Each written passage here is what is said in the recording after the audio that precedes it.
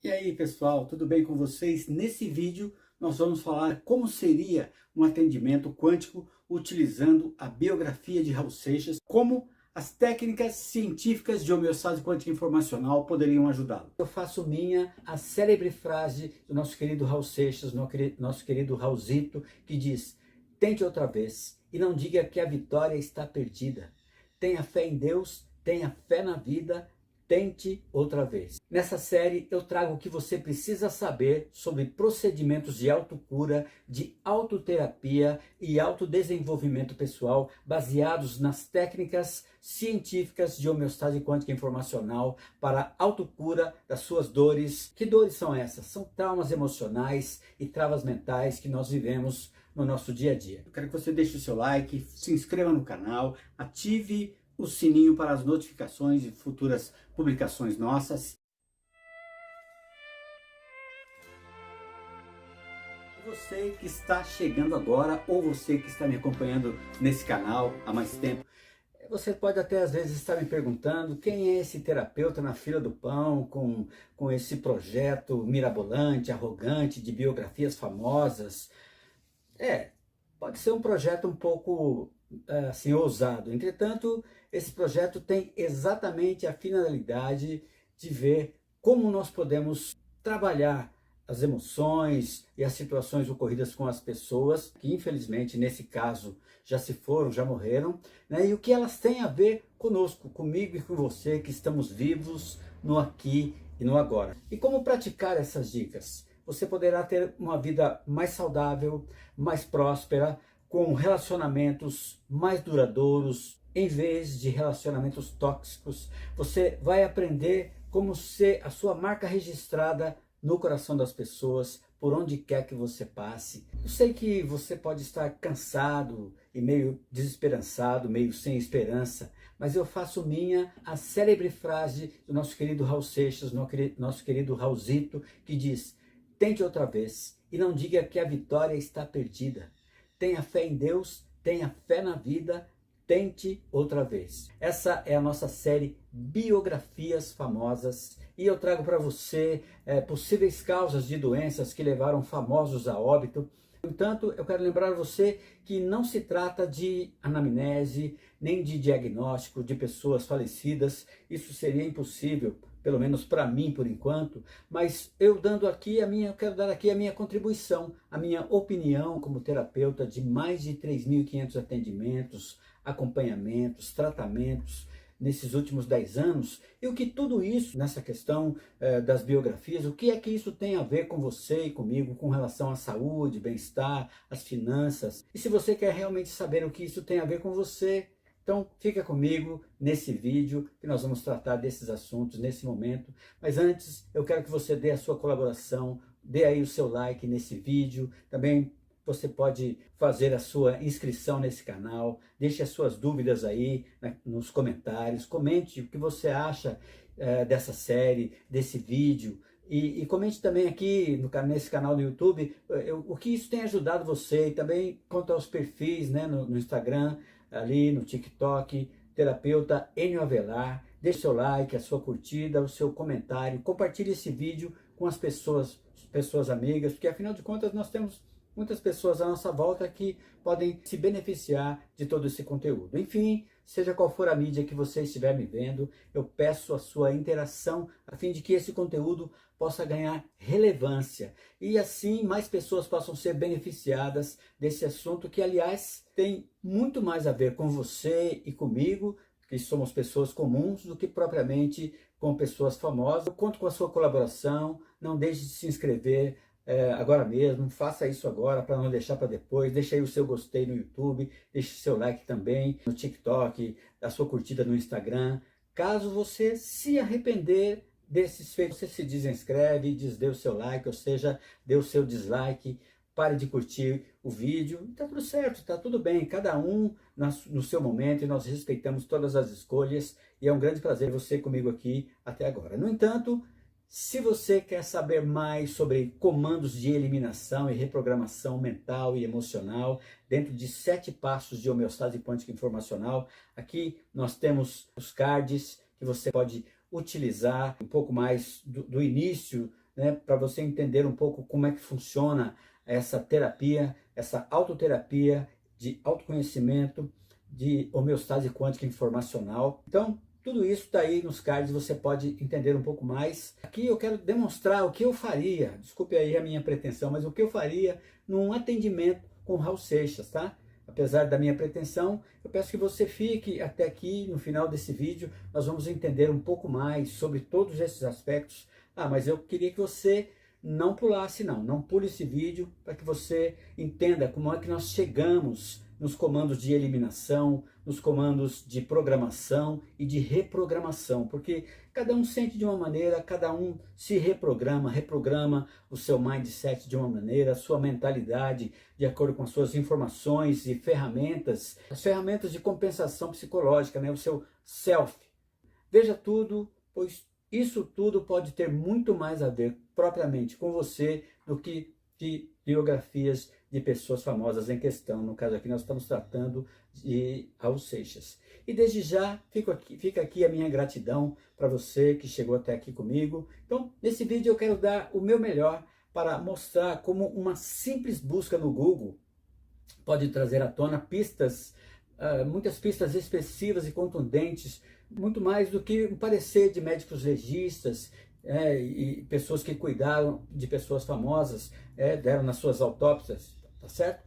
Eles podem ter deixado boas pistas através de mostrar para nós a causa-mortes aparente dessas pessoas, como Elvis Presley, que eu fiz no vídeo passado, e também agora de Raul Seixas, e proximamente eu quero fazer de Michael Jackson, para a gente entender um pouco mais. Mas a biografia em si, pelo menos os aspectos mais aparentes, nós podemos ver aí no Google, dê um Google aí que você já sabe de tudo. Agora nós vamos interpretar de que maneira, por que aconteceram determinadas enfermidades, determinadas situações com cada um deles, e como nós podemos então fazer essa busca do modo de vida dessas celebridades, e o que isso tem a ver a revelar para nós muito mais do que as autópsias, né, que foram feitas respectivamente, as autópsias e os cuidados que foram respectivamente feitos pelos médicos legistas e pelos médicos cuidadores desses famosos.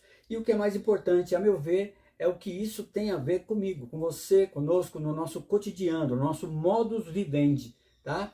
E muito mais do que a especulação, né, de fãs simplesmente tentando fazer essa busca na internet, tá bom? Então, eu sei que isso pode parecer um projeto arrogante, um projeto muito ambicioso da minha parte. Entretanto, se você está desesperançado, meio triste, acho que essa é uma boa oportunidade para refletirmos juntos em toda a vida e tudo o que aconteceu com Elvis, para vermos tudo o que aconteceu com Raul Seixas. Eu estava falando aqui Elvis Presley agora há pouco, mas é porque eu fiz a biografia de Elvis Presley, agora nós estamos falando dessa biografia de Raul. E aí pinta às vezes aquela dúvida, o que a história desse famoso envolvendo saúde, bem-estar, finanças e até relacionamentos amorosos, relacionamentos de um modo geral, tem a ver comigo e com você. Nessa série eu trago o que você precisa saber sobre procedimentos de autocura, de autoterapia e autodesenvolvimento pessoal baseados nas técnicas científicas de homeostase quântica informacional para a autocura das suas dores, né?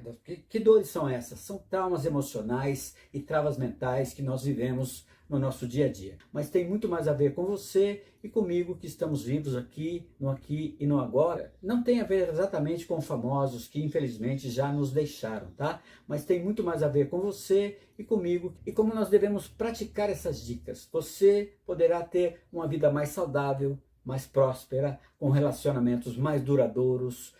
Em vez de relacionamentos tóxicos, você vai aprender como deixar a sua marca registrada, conforme eu já disse, no coração de muitas pessoas ao seu redor. Então, vamos nessa que eu tenho certeza que será muito bom para você. Então, nessa série eu trago esse procedimento de autoconhecimento e autodesenvolvimento pessoal, de autocura consciente, baseado nas técnicas. Isso tudo é baseado nas técnicas de homeostase quântica informacional para autocura das dores das pessoas.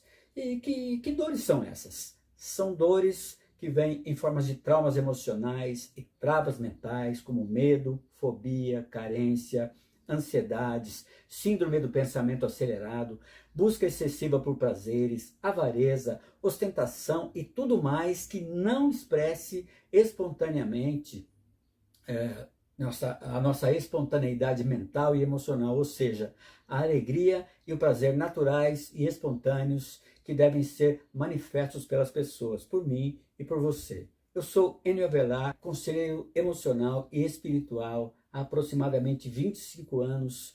E eu analisei muitas pessoas nesses 15 anos, pelo menos, por meio de princípios que estão na Bíblia, princípios bíblicos que estão ali prontos para que a gente entenda por que isso acontece de uma maneira e acontece de outra. Não podemos esquecer que ali nós temos vários arquétipos que conduzem a humanidade, que fazem parte do inconsciente coletivo de toda a humanidade em todos os tempos. Então isso é muito importante. E esses princípios eu sempre cuidei através deles.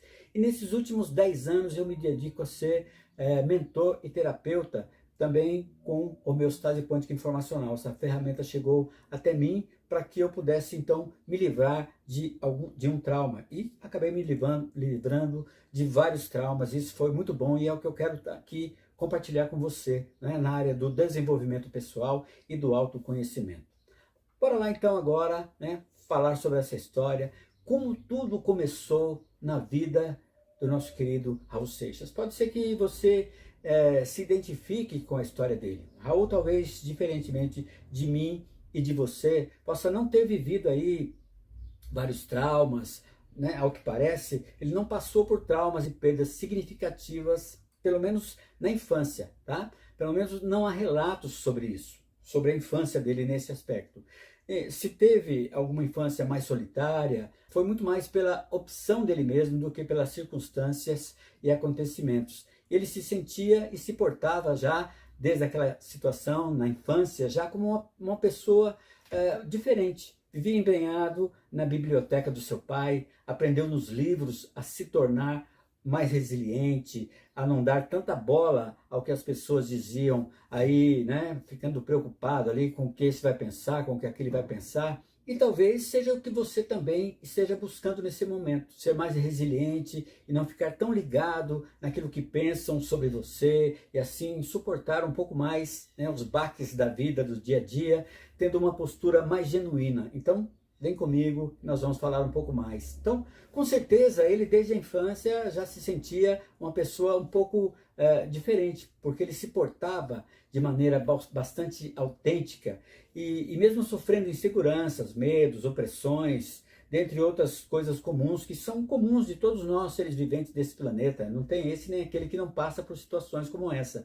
Ele parecia saber qual era o lugar dele na fila do pão, como dizem, né, por aí, na fila do pão. O que ele haveria de se tornar depois. Sempre quis ser cantor e escritor.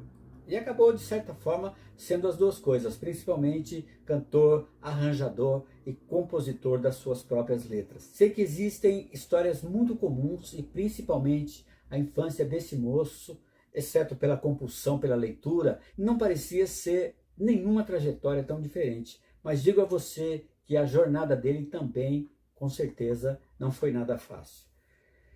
Com 7 anos, ele iniciou o curso primário em 1957 e ingressou no Colégio São Bento, mas foi reprovado na segunda série por 3 anos consecutivos. Foi então mandado para uma escola antiga, todo mundo que é mais velho conhece, né, os colégios maristas. Ele foi, mas também não conseguiu passar da terceira série. Raul gostava de ler os livros da biblioteca do seu pai e criava suas próprias histórias, desenhando os personagens nos cadernos de escola. Isso é muito importante. Gostava de música, mas o seu sonho era ser escritor. Então, na biografia Moleque Maravilhoso, feito por Silvio Passos, né, né, na vasta biblioteca, Raul então ele dizia certas coisas do tipo: bom, eu estava muito preocupado com a filosofia, eu pensava que era maluco e que ninguém queria me dizer que eu era Pinel, né? E ele dizia também o seguinte: olha, eu era um fracasso na escola, ela não me dizia nada, Minto, ela me dizia algo sim. Ela me dizia, me fez aprender como odiá-la. Olha que coisa interessante. Alguém que gostava de ler, isso é até uma curiosidade muito grande, né? Você sabia que ele, apesar de ter dificuldade com o ensino acadêmico, com o ensino, vamos dizer assim, tradicional, ele era um amante da leitura e vivia como um rato de biblioteca na biblioteca do seu pai? Coisa muito interessante. E, de um modo ou de outro, Raul também, Raul Seixas, precisava frequentar a escola uma vez ou outra, né? Em uma determinada ocasião, o pai lhe pergunta, né? Como é que ele ia na escola, pediu o boletim dele, e Raul então mostrou um boletim falsificado com as notas ali, resultando em 10 em cada uma. O pai questionava se ele havia estudado, mas a mãe Eugênia já logo dizia, já interrompia o negócio dizendo: que estudou o quê? Ficou aí vendo aí, ouvindo esse tal de rock o dia inteiro, esse tal, esse tal de Elvis Presley e Little Rich e gritando essas maluquices. Então, a gente vê que os pais de Raul, como toda a geração da época, estranhavam o rock e ele não era, né, o rock não era muito bem-vindo entre as famílias naquela ocasião. Então, veja que isso talvez tenha trazido para ele uma certa rejeição desde o início, né, na sua adolescência, na sua segunda fase da infância e depois também até mesmo na fase adulta. Certa vez ele disse, né, bom, eu quando guri lá na Bahia, música para mim era uma coisa secundária. O que me preocupava mesmo eram os problemas da vida e da morte, o problema do homem, de onde eu vim, para onde eu vou, né? Aquele velho ditado, de onde eu vim, para onde que eu vou, quem que eu sou, e isso é o que trazia uma certa dificuldade para ele. Então o Raul, ele aliviava o seu coração na adolescência, né? O que aliviava essa tensão de tudo isso na adolescência dele era ouvir as músicas de Elvis Presley, como a mãe dele dizia, né? Elvis Presley e Little Richard, né? Então Elvis Presley e Little Richard, junto com o seu amigo Valdir Ferrão, que foi junto com esse amigo eles fundaram então o clube Elvis Rock Club. E talvez tivesse sido uma associação, né? um clube dele e do amigo só, porque naquela época as pessoas não eram muito afeitas a coisas muito diferentes. Então, esse era o seu jeito de descontrair-se, né? E foi daí então que surgiram a sua originalidade e paixão pela música que o levaram a mudar não só, veja bem, não só a história, né?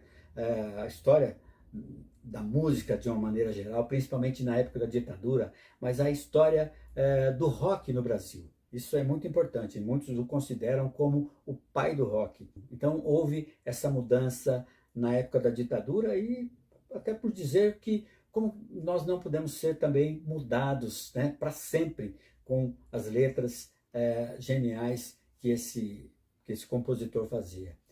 Em 1967, Raul começa então um relacionamento com Edith Wisner, que era filha de um pastor protestante americano, né? E pai de Edith não aceitava o namoro da filha com esse cantor, né?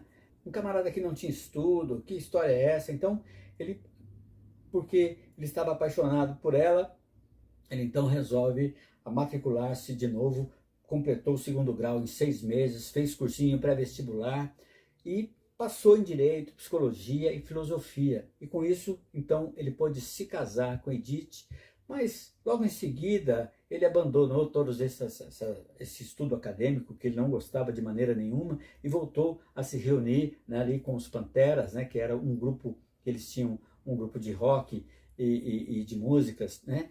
E aí, mais para frente, ele aceitou então o convite de Gerry Adriane para ir para o Rio de Janeiro. Aí, vamos dizer assim, jogaram um sapo dentro d'água, né? Ele foi fazer aquilo que ele realmente gostava de fazer. Em 1968, Raulzito e os Panteras, então, eles gravaram o seu primeiro e único disco, né? Raulzito e os Panteras. Então, mas o disco, no entanto, não teve nenhum sucesso, ele não teria sucesso da crítica e nem do público.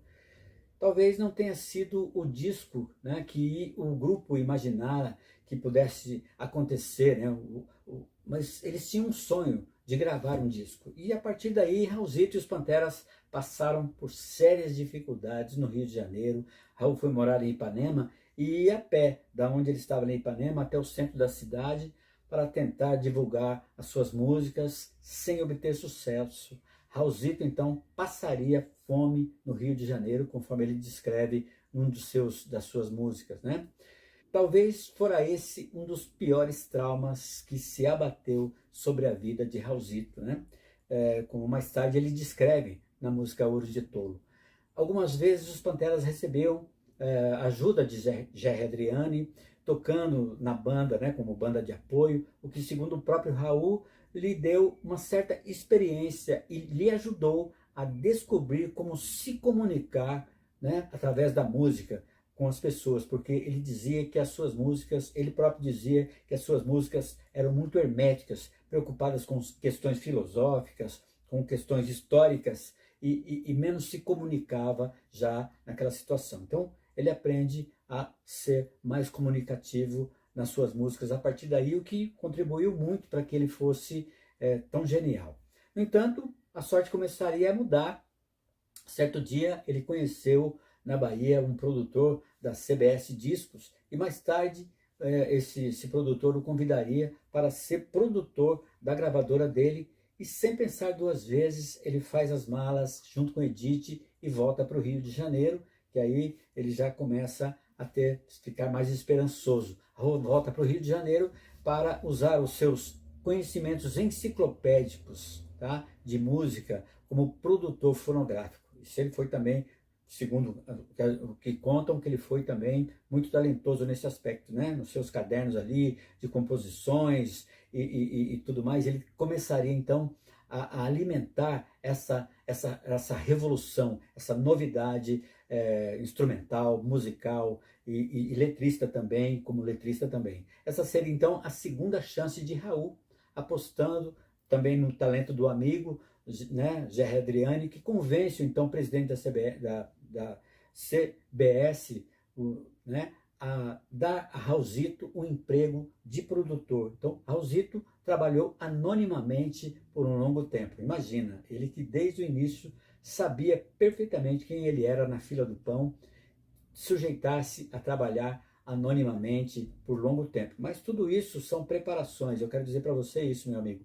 Às vezes você, minha amiga, está ali numa situação em que você está sendo pouco prestigiado ou até mesmo desprestigiado no que você está fazendo. Mas lembre-se, isso pode ser um trampolim para que você tenha novos objetivos alcançados. Então, tente outra vez, não desista nunca. Então, eu hoje entendo, sabe, as dores das pessoas e me solidarizo com as dores e me condoo com as dores das pessoas, né?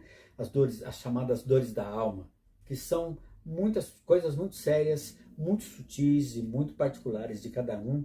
E o primeiro ensinamento que nós vamos tirar disso tudo, desse vídeo principalmente, é não julgar as pessoas. Não julgue o outro. Ah, esse morreu porque usava drogas, aquele morreu porque bebia demais, isso, aquilo, outro, e blá, blá, blá. Não faça isso. Isso não vai resolver nada para você, não vai trazer nenhum benefício para você. Pelo contrário, né? Nós precisamos ter empatia, nos colocar no lugar das pessoas e ver o seguinte, pense comigo, se eu e você, se nós tivéssemos o mesmo conjunto de informações dessas pessoas que muitas vezes nós estamos julgando, talvez eu e você tivéssemos os nossos procedimentos e ações muito piores do que essas pessoas. Você já parou para pensar nisso? É verdade ou não é? Então, isso vale para todos, não importa quão rico ou famoso alguém seja, todos temos as nossas dores e a nossa maneira própria, peculiar, de lidar com elas. Então isso é muito importante entendermos, tá? E aqui mostrando alguma coisa no sentido seguinte também, eu quero falar para vocês, que a dor é um sintoma, tá? E sintomas são avisos para nós removermos as causas das dores que nós enfrentamos, né? Para o eu se descobrir, né? No caso, nós vemos aqui aquela música, por exemplo, Sapato 36, né?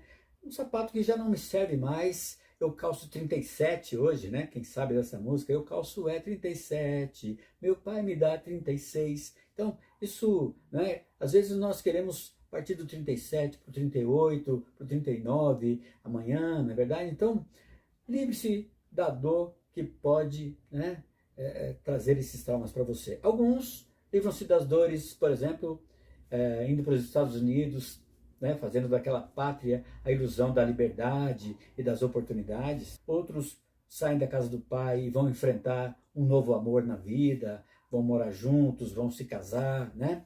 Então, tudo isso podem ser maneiras de nós aliviarmos a dor. Na tentativa, muitas vezes, o que é uma pena é que muitas vezes na tentativa de buscar esses prazeres, né, para substituir aquela primeira dor, não raro nós, eu e você, podemos amontoar outras dores, como se pode observar isso de nós mudarmos, tentarmos aplacar as dores com prazeres. Isso nunca acontece e os prazeres jamais substituirão as nossas carências e as nossas dores. Então, fique atento nisso. Se você sofre dores da alma, se você sofre carências e coisas assim, eu aconselho você a eliminar, e nós vamos aprender um pouco de como, no final desse vídeo, nós vamos aprender a como eliminar isso, e você então vai aprender isso tudo e vai conseguir suplantar muitas dessas coisas. Mas eu quero dizer para você que essa técnica de homeostase quântica informacional não propomos amnésia. Você não vai esquecer de nada, você vai se lembrar de tudo. No entanto, as dores contidas nos traumas já não estarão ali. É como se você estivesse contando os seus traumas para uma outra pessoa, que na verdade estão ali como se você estivesse se referindo a esses traumas, a essas informações traumáticas, como se referindo a outra pessoa. É muito bacana entendermos tudo isso e vemos também que muitas vezes nós precisamos deixar muitas coisas de lado. E uma partida, né, uma partir de casa ou de uma situação, uma mudança de situação, dificilmente ela se dá sem briga, ou briga externa, ou mesmo uma briga interna, uma vez que a dor e o sofrimento está estruturalmente impregnada na nossa cultura.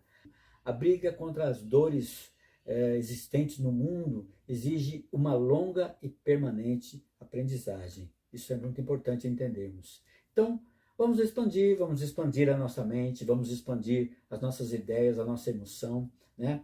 A ideia, por exemplo, de um pai opressor, né? Recorrente na cultura ocidental, um pai opressor e onipresente, muito recorrente. Até hoje, nos nossos dias, é assim, né?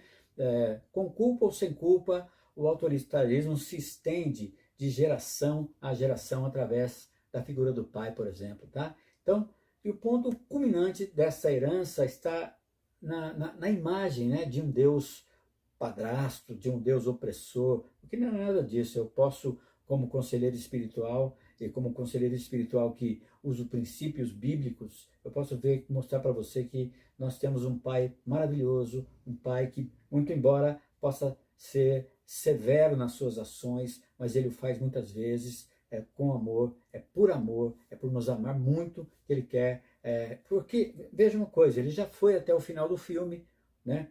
Deus, Pai, já foi até o final do filme e ele sabe e pode nos aconselhar de uma maneira ou de outra para que nós tenhamos uma nova realização. No entanto, ele não vai invadir o seu arbítrio, não vai invadir a sua vontade nem a minha vontade. Então, podemos entender que muitas vezes, mesmo sendo o Pai, né, nosso Deus, um Pai severo, nos pareça, né, com muitas imposições morais, limitações e desejos humanos, dos desejos humanos, né, nós vemos que essas questões, por exemplo, dos mandamentos, sempre vindos do alto, também um pai autoritário em nossas famílias, né, se contrapõe à imagem generosa da mãe, por exemplo. A mãe sempre dá um jeitinho e tudo mais, mas nós temos que ver que essa observação ela é necessária para que nós tenhamos um dia a dia, um passo a passo, no nosso procedimento.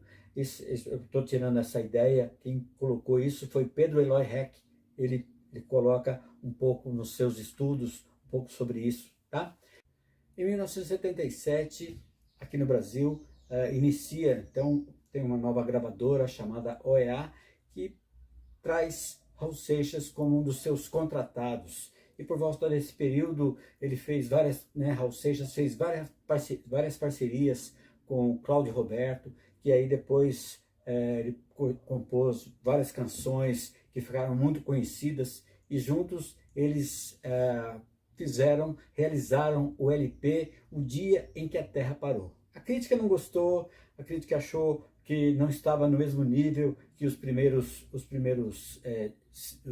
LPs, a parceria já um tanto desgastada, e aí não continuaram essa parceria, e a má divulgação desse disco atrapalhou um pouco as vendas, e aí então eles resolveram ir cada um para o seu lado. Mas os fãs se deliciaram com Maluco Beleza, com Sapato 36 e a faixa do disco, né, que é O Dia em que a Terra Parou. Naquele final de década, né, as coisas começaram a ficar ruins para Raul. A partir do ano de 1978, ele começa a ter problemas de saúde devido ao alcoolismo, lhe causando ali a perda de 1/3 do pâncreas. Raul passa alguns meses internado ali na Bahia para se recuperar de uma pancreatite. Ele queria seguir o seu próprio caminho. Ele não queria seguir regras e caminhos já trilhados por outras pessoas. Ele queria ser, de certa forma, sui generis, né? Ser autêntico, fazer algo novo, algo só seu, algo com suas características próprias, com todos os seus anseios, medos, desejos, situações, tá? Prazeres também. A depressão, no caso de Raul, pode ter vindo de uma quebra ou uma ferida de essência, causada principalmente pela dificuldade com a família. Uma história de amor e desprezo, talvez, mutuamente inconsciente, talvez, tá? Isso pode ter sido, né, de um lado e de outro da mesma moeda havia as circunstâncias, o tradicionalismo da época, em vias ou já em plena ditadura da época, e ao mesmo tempo a coragem, a autenticidade, a resistência do artista com as delícias e as dores de seguir o seu próprio caminho, né? Como diz Caetano, cada um sabe a dor e a delícia de ser o que é. Então, isso é o que ele queria deixar patente para as pessoas também. Mesmo já não tendo muitas pessoas que sempre cercavam o cantor, ele ainda mantinha sua personalidade forte e ao mesmo tempo frágil. Forte pelo fato da sua autenticidade, mas também frágil por causa da facilidade em ser controlado, né? Devido ao lema que ele criou para si, e as pessoas sempre repetiam para ele, as pessoas que o respeitavam, tinham como ídolo, sempre repetiam para ele, mesmo os amigos mais próximos: faze o que tu queres, pois é tudo da lei. Então, isso também trazia esse controle, né? Ele era controlado pelos amigos, mas também manifestava perda de controle. Uma das consequências disso, do excesso de controle ou de descontrole ou perda de controle, é uma descompensação no sistema nervoso central, que leva, não raro, a pessoa que está acometida disso, ao alto consumo de drogas ilícitas. No caso dele, ele usava muitas drogas ilícitas e um excessivo consumo de álcool que o levou à morte por um ataque fulminante do coração, por ter deixado de tomar insulina, pois todos esses excessos o fizeram perder parte do pâncreas, porque talvez estivesse vivendo uma série de dificuldades amorosas internas. O amor está ligado ao sistema circulatório, o amor, a insulina, aquilo que é produzido pelo pâncreas, esse hormônio chamado insulina, ele tem muito a ver com o amor, principalmente quando nós tratamos na questão da metafísica, da psicossomática, dentro também da MTC. E a insulina está ligada a essa doçura da vida, né? Seja por não ter lidado bem com as esposas, seja por falta de mais proximidade com as filhas, ou por se encontrar insatisfeito com os relacionamentos familiares, ou talvez pelo pior dos abandonos, algo muito difícil, o abandono de si mesmo. Aí talvez a quebra mais profunda e mais forte da sua essência, e essa ferida na sua essência veio para o corpo em forma de pancreatite, em forma da deterioração do pâncreas para a não produção de insulina. Tudo isso nós podemos ver e pensar nessas coisas, né? São apenas suposições aqui, né? Nessa vida nós nunca saberemos o que de fato ocorreu. Talvez na próxima a gente consiga ver um pouco mais. Voltando a repetir o que Freud disse Segundo Freud, as emoções não expressas nunca morrem. Elas são enterradas vivas e saem das piores formas mais tarde. E eu diria um pouco mais, eu queria acrescentar alguma coisa sobre o que Freud disse. Quem é a minha pretensão, né? Quem sou eu na fila do pão para poder querer acrescentar algo para Freud, né? Mas lá vai. Eu diria que até as emoções expressas, não simplesmente as que estão enterradas, não, até as emoções expressas, quando não curadas, são bombas relógio, aguardando o momento oportuno, o momento mais vulnerável da pessoa para serem detonadas. Isso é muito sério. Na manhã do dia 21 de agosto, Raul Seixas foi encontrado morto sobre a cama por volta das 8 horas da manhã em seu apartamento em São Paulo, vítima de uma parada cardíaca. O alcoolismo, agravado pelo fato de ele ser diabético e por não ter tomado insulina na noite anterior, causaram-lhe uma pancreatite aguda e fulminante que veio a lhe trazer esse problema no coração. O diabetes, segundo a metafísica, os vários golpes sucessivos de perdas de pessoas, de perdas financeiras ou de coisas, traições e frustrações amorosas, desencadeando uma desilusão amorosa, por exemplo, ocasionando um posterior fechamento para o amor, faz com que a pessoa inconscientemente não consiga se acostumar à nova realidade e se apegue às perdas e àquilo que já passou. Então, nós precisamos ter bastante clareza nessas questões, trazendo então uma profunda mágoa do passado ao sentir que o doce da vida se acabou naquele passado. Assim, a pessoa carrega como que um peso o que ficou dessa lembrança. Passa então a temer o futuro, porque sabe que ainda que inconscientemente, que o gosto, né, aquele prazer, aquele gosto pode se tornar amargo algum dia. E a partir daí a insegurança domina em seu coração, então ele se fecha para tudo o que está relacionado ao amor. Tantas situações traumáticas eram só porque eu e você, né, não havíamos aprendido como reorganizar o meu e o seu mindset, isto é, a gerenciar o seu e o meu HD mental e emocional, os nossos pensamentos, emoções, sensações, sentimentos.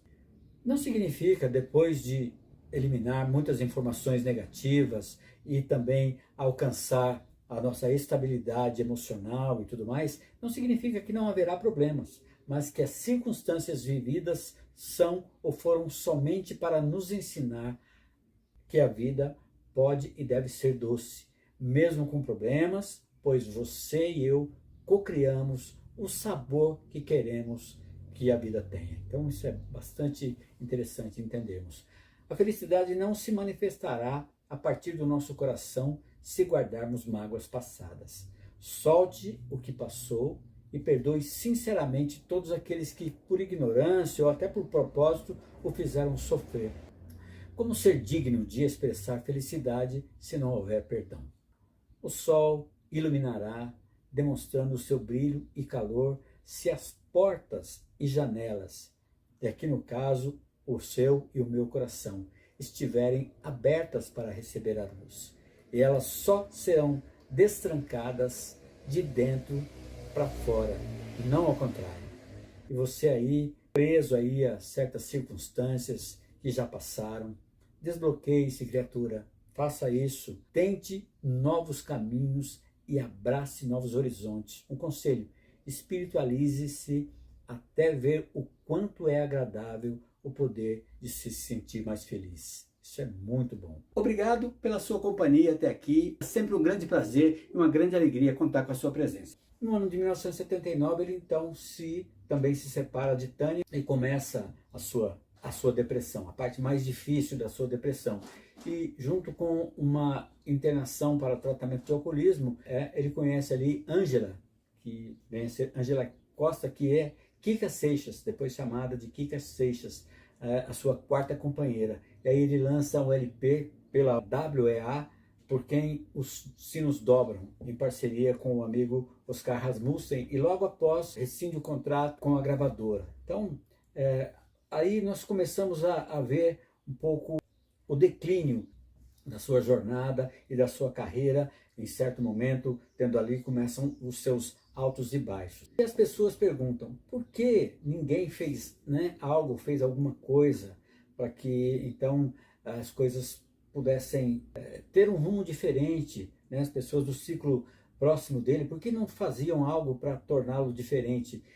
Mas o fato é o seguinte, como dizer a uma pessoa tão autêntica como Raul o que é que ele deveria fazer? E uma das virtudes que tornaram Raul Seixas uma referência, na minha opinião, era a sua autenticidade. Ele sempre foi muito autêntico e acontece que no nosso país pessoas muito autênticas começam a receber muitas cargas negativas, as pessoas têm dificuldade de falar o que pensam por causa disso. E ele então buscava viver a sua plenitude, buscou tanto isso que acabou ali excedendo em alguns limites os seus próprios e inúmeros desejos, segundo o filósofo e escritor Lou Marinoff. Ele fala sobre essa coragem, né, o autor, e só é possível viver de forma autêntica tendo coragem. E Raul nutriu essa coragem que marcou para sempre, né, o seu nome na história da música brasileira, né, na história do rock nacional e nos corações de milhões de pessoas aí que ele deixou como fã. A palavra coragem e a palavra autenticidade são talvez as palavras mais bonitas e mais contraditórias na vida de Raul Seixas. É necessário coragem para levar a sua própria vida de maneira autêntica, em vez de uma vida levada e traçada por outros para você. Certamente Raul viveu isso na sua pele.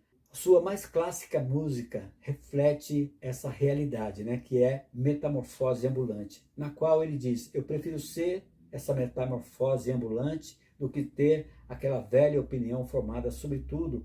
Ou também nós podemos ver aquela música Mamãe Eu Não Queria, que mostra a influência, às vezes negativa, da família, né, que a família pode ter ao interferir nas escolhas e sonhos pessoais, né, das pessoas, né, dos seus parentes, enfim. Ele queria seguir o seu próprio caminho, não queria seguir regras, seguir um caminho já trilhado por alguém, ele queria ter o seu estilo próprio, ser autêntico nisso também e fazer algo novo, algo que fosse só seu, algo com suas próprias características, com seus desejos, pensamentos, anseios, aflições, enfim, dando a sua cara. O Raul foi muito corajoso em compor canções extremamente críticas em um período pesado de ditadura militar, no qual poderia facilmente ser assassinado ou sumido, condenado por muitos anos de prisão também, ele poderia ter sido. Ele utilizou a sua enorme inteligência para escrever críticas tão sutis em suas músicas,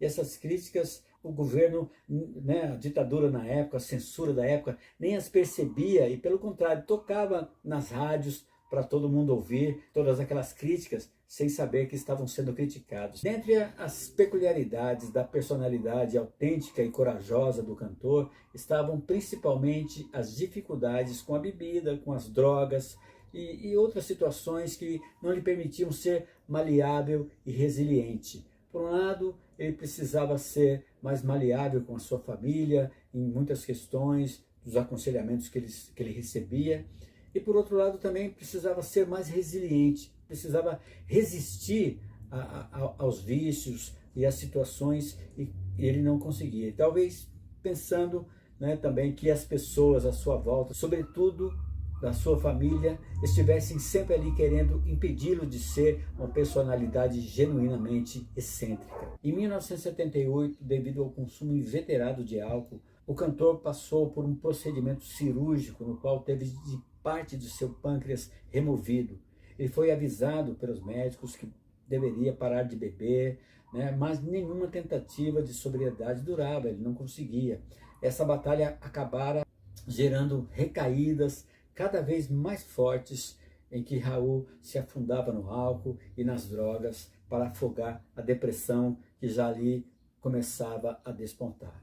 E a música Diamante de Mendigo, que tem o seu lançamento em 1979, essa música talvez pouco conhecida, acontece depois de ter sido já descoberto que ele lidava com a depressão em seus momentos, no início do seu infortúnio pessoal. Essa música, né, a música Diamante de Mendigo, ao meu ver, é uma paráfrase intimista sofrida e intimista da canção Ouro de Tolo. Elas até se parecem um pouco. Ela começa assim: eu tive de perder minha família para perceber o benefício que ela me proporcionava. É triste aceitar esse engano quando já se esgotaram as possibilidades. Raul criou a sua família, mas não foi capaz de fazê-la crescer. Ele admite que teve muitas dificuldades, mesmo tendo muitas possibilidades de fazê-la crescer. Ele desperdiçou essas oportunidades por conta dos seus vícios, dos seus exageros e das suas excentricidades.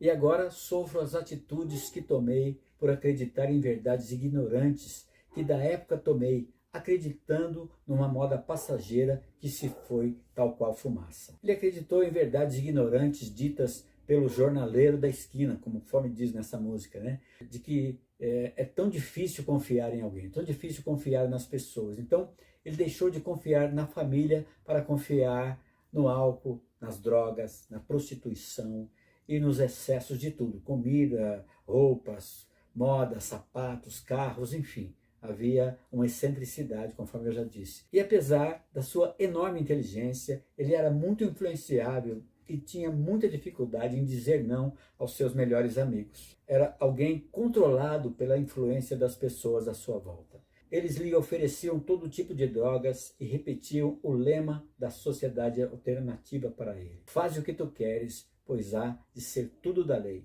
E alguém tão controlado por essa máxima, por esse lema que os amigos repetiam, como é que alguém com uma situação como essa poderia não ceder às drogas? E com esse lema introjetado em sua mente, não existia ali para ele limites que pudessem pará-lo. Essa falta de limites o fez então destruir uma das maiores fortalezas que um ser humano possui na sua vida, que é a família. A família é muito importante, eu sempre digo isso nos meus aconselhamentos, que a família é algo que deve ser muito bem preservado. E daí podem ter vindo rejeições, desaprovações, culpas e autorrejeições, agravando uma quebra de essência. E essa ferida de essência já repisada, mais culpas, mais rejeições, mais autorrejeições, resultaram nessa depressão que nós estamos falando, e a entrega, ele se entregou aos vícios que mutilaram seu pâncreas, seu fígado, causando também um diabetes muito forte, que foi coadjuvante da sua causa-mortes. Nesse vídeo, aprenderemos então a não fazer juízo de valores de pessoas, tá? Eu quero fazer aqui um parêntese. O juízo de valores pode ser a interpretação a partir de um ponto de vista ruim, pejorativo, que significa determinada avaliação ou juízo feito tendo como base valores pessoais de determinado indivíduo, sem ser seguido aí um pensamento imparcial, racional e objetivo sobre os acontecimentos. Então é preconceito mesmo. Por exemplo, eu vou falar aqui alguns segundinhos aqui sobre a minha pessoa. Eu passei depressão dos 20 aos 22 anos de idade, mais ou menos. Usei drogas dos 18 aos 24 anos. Depois tive outra depressão entre 45 e 51 anos. E mesmo já como conselheiro emocional e espiritual de muito tempo, eu passei por certas situações que até aparentemente eram inexplicáveis. E aí sofri também alguns julgamentos e preconceitos por isso. Mas, graças a Deus, hoje eu posso me aproveitar dessas situações para poder aconselhar. Eu já estive desse lado de quem esteve depressivo, já estive desse lado de quem sofreu tristezas profundas, e hoje eu estou autocurado e quero ajudar você. Vamos deixar tudo isso de lado e vamos viver a plenitude da nossa vida, de tal forma que nós possamos também ser altruístas e ser melhores também no convívio com as pessoas. Então, veja que não se trata de buscar quem está certo ou quem errou, mas de eliminar as informações traumáticas indesejadas que alimentam ou retroalimentam as dores pessoais. Esse é o ponto, essa é a dica que vale milhões para ter uma estabilidade mental, emocional, nosso mindset mais equilibrado. Você vai entender tudo isso, você vai conhecer como é que são feitos esses procedimentos. Já já nós chegaremos nisso tudo aí. Veja aí se essa ideia faz sentido para você. Tem feito sentido para você essa ideia? Coloca aí nos comentários, mesmo que você estiver vendo aí pelo gravado no YouTube, ou mesmo pelo Instagram, pelo TikTok. Coloque aí, deixe seus comentários aí. Se você quiser também conhecer um pouco, se você não viu ainda, sobre o vídeo de Elvis Presley, tá aí o card, você pode ver, fique à vontade, tá? Eu disponibilizo todos esses cards desses assuntos para você, de homeostase quântica informacional também.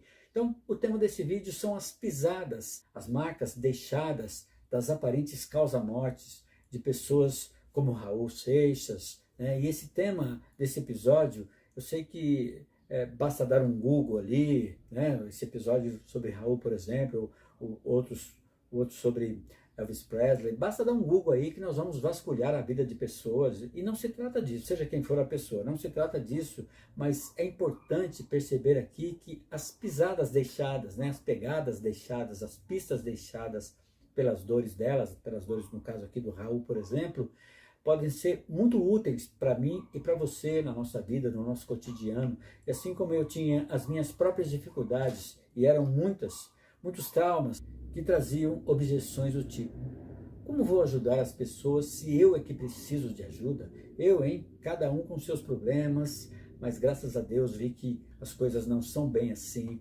Depois, então, eu pude me tornar conselheiro, também pude me tornar um terapeuta. E eu fico muito feliz porque eu posso mostrar um pouco, né, do caminho para você, ajudar você, meu amigo, minha amiga, e outras pessoas que estão sofrendo, as pessoas que nós estamos vendo sofrer, que estão sofrendo à nossa volta. E eu digo para você, sendo terapeuta ou não, nós podemos ajudar as pessoas, e isso é muito importante, tá? Até mesmo esse sentimento altruísta é muito bom para a nossa autocura e para nós desenvolvermos mais o nosso coeficiente de alegria e de paz para com as pessoas.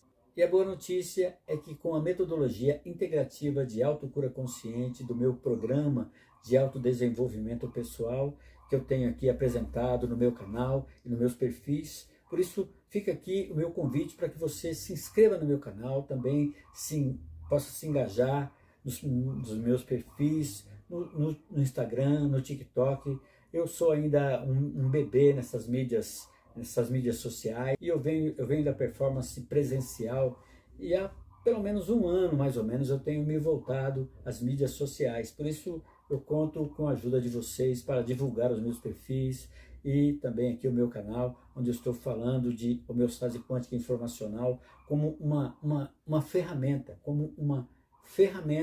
muito prática de autocura consciente em 7 passos muito simples, tratando-se de uma metodologia de autoterapia e demonstrando que é plenamente possível ter um autocontrole proporcionado por um autoconhecimento e resultando em autocuidado. Então, isso é muito importante. Eu sei que são muito alto, muito isso, muito aquilo, mas eu quero que você entenda que eu e você precisamos valorizar, ter autoestima, amor próprio e aprender a cuidar de nós próprios. Então, continuem comigo, voltando aqui para o Raul. Tanto na vida quanto na morte, ele continuou a deixar o público maravilhado por seus talentos musicais, como cantor, compositor, produtor musical, bem como por seu estilo de vida e escolhas controversas, que inclui considerar-se ter sido abduzido por uma nave espacial extraterrestre, que posteriormente lhe rendeu a inspiração para compor uma de suas mais célebres e originais canções, chamada Ouro de Tolo. Com o imenso talento que Raul Seixas tinha para compor e cantar, ele atingiu o topo do sucesso em 1973 com seu primeiro álbum solo chamado Krieg Ha Bandolo. Não sei se é exatamente essa pronúncia. Quando tinha 28 anos. Perceba, com apenas 28 anos, Raul já tinha o dinheiro, né, a fama e tudo que o dinheiro pode lhe proporcionar, como sucesso, fama, carros, viagens e tudo mais. Aqui começa a sua autodestruição. Ele tinha muitas virtudes, mas um dos seus grandes defeitos era ser muito influenciável. Ele não tinha seus valores tão firmes e enraizados. E é por isso também que sempre dizia ser sempre uma metamorfose ambulante. Porque acreditava em uma coisa em um momento e depois em outra já acreditava em outra coisa e depois se desdizia, falando o contrário. tá? Ele era bastante suscetível a cair nos vícios por causa dessas questões, por não ter essas convicções de valores. Então, foi o que lhe aconteceu. Ele então se tornou viciado em algumas drogas e, mais acima de tudo, as bebidas alcoólicas. A partir daí, dos seus vícios e das suas más companhias, ele foi deixando de ser o Raul mais formal e educado e literalmente se tornou um ator da criação da sua própria personagem. A partir daí, ele tinha o nome Raul Raul Seixas como uma personagem que foi tão bem interpretado, né? E passou a ser ele mesmo também no dia a dia, no conflito das coisas com a sua família, tá? E essa natureza maluca e rebelde não era boa, não era boa para ninguém. E quem queria ser um bom pai de família, muito menos, não é verdade? E como ele poderia ser esse exemplo, bebendo e se drogando? Então, esse é um questionamento muito comum entre as suas esposas e os familiares, né? E daí talvez venha essa rejeição familiar, que ainda que inconsciente, e o acúmulo de rejeição veio a se tornar então uma autorrejeição, e daí, a partir daí, a sua autodestruição. Raul se casou 5 vezes, muito por isso. Suas esposas não conseguiam conviver com um cara tão instável e tão dependente de álcool, e esse vício contribuiu para que ele desgastasse todos os seus relacionamentos e principalmente os seus casamentos. Eu quero que vocês guardem bem essa informação trazida pela professora e escritora Cristina Cairo. Eu gosto muito de ler sobre a linguagem do corpo, que no Brasil tem como principal divulgadora a nossa querida Cristina Cairo, tá? E segundo a minha percepção dessa abordagem, o diabetes é a somatização de sofrimentos por perdas e distanciamentos ao longo da vida. Foi o caso de Raul. São suas muitas perdas e sofrimentos gerados por elas, o levou a desenvolver diabetes, e seu vício em álcool o levou a desenvolver uma pancreatite. É claro que, além disso, tem o fato de ele ter feito várias cirurgias de retirada de pedaços do fígado por causa de cirrose, também provocada pelo consumo excessivo de bebidas alcoólicas. Quando o Raul morreu, ele tinha perdido cerca de 2/3 do seu fígado. Isso mostra a sua autodestruição. As principais causas da depressão de Raul Seixas foram essas muitas perdas da sua vida, excessos de tudo, o que comprometeu a sua saúde, a perda do sentido para as coisas do mundo e a falta de boas referências na sua vida. Isso trouxe bastante dificuldade para ele, humanamente falando. Na opinião de alguns críticos musicais historiografistas, Raul poderia ter sido um dos maiores espiritualistas do seu tempo, se tivesse sido bem orientado por algum mestre espiritual. Mas sempre vem aquela pergunta: será que se ele tivesse sido diferente do que ele realmente foi, será que ele teria se tornado essa figura, essa personalidade, vamos dizer assim, esse mito?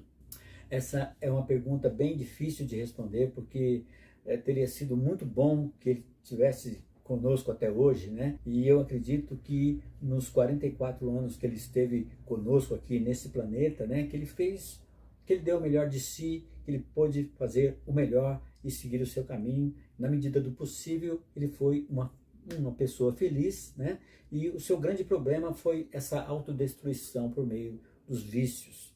Agora, além da abastada fortuna musical, né, Raul Seixas não deixou patrimônio significativo. Sequer existe um espólio aberto, e nesses 20 anos, tudo que as suas filhas herdaram consiste em direitos autorais de execução e de imagem, pagos ao longo dos anos. Mas uma das perguntas que sempre será feita no que diz respeito a Raul Seixas e tantos outros, mas principalmente aqui agora a Raul Seixas: quanto exatamente valia o eterno maluco beleza? Qual era a fortuna real, né, de Raul Seixas?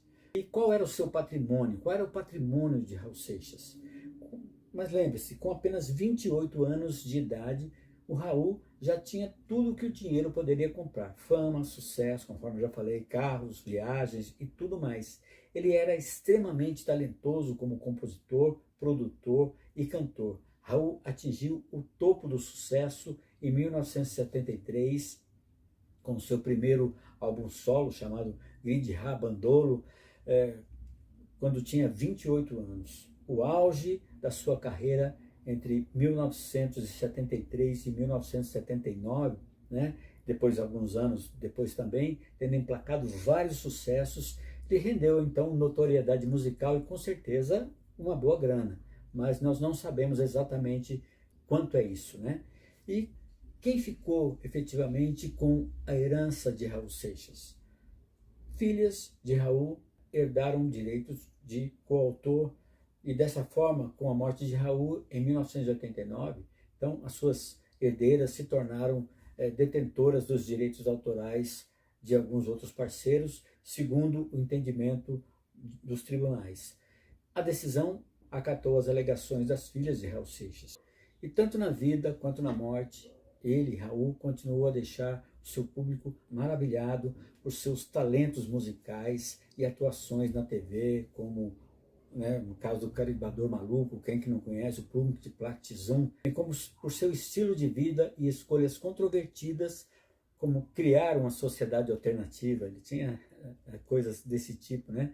Mas uma pergunta que sempre será feita no que diz respeito a Raul Seixas: exatamente quanto valia o rei do rock nacional? Essa resposta é um tanto quanto difícil de ser respondida, de ser depurada.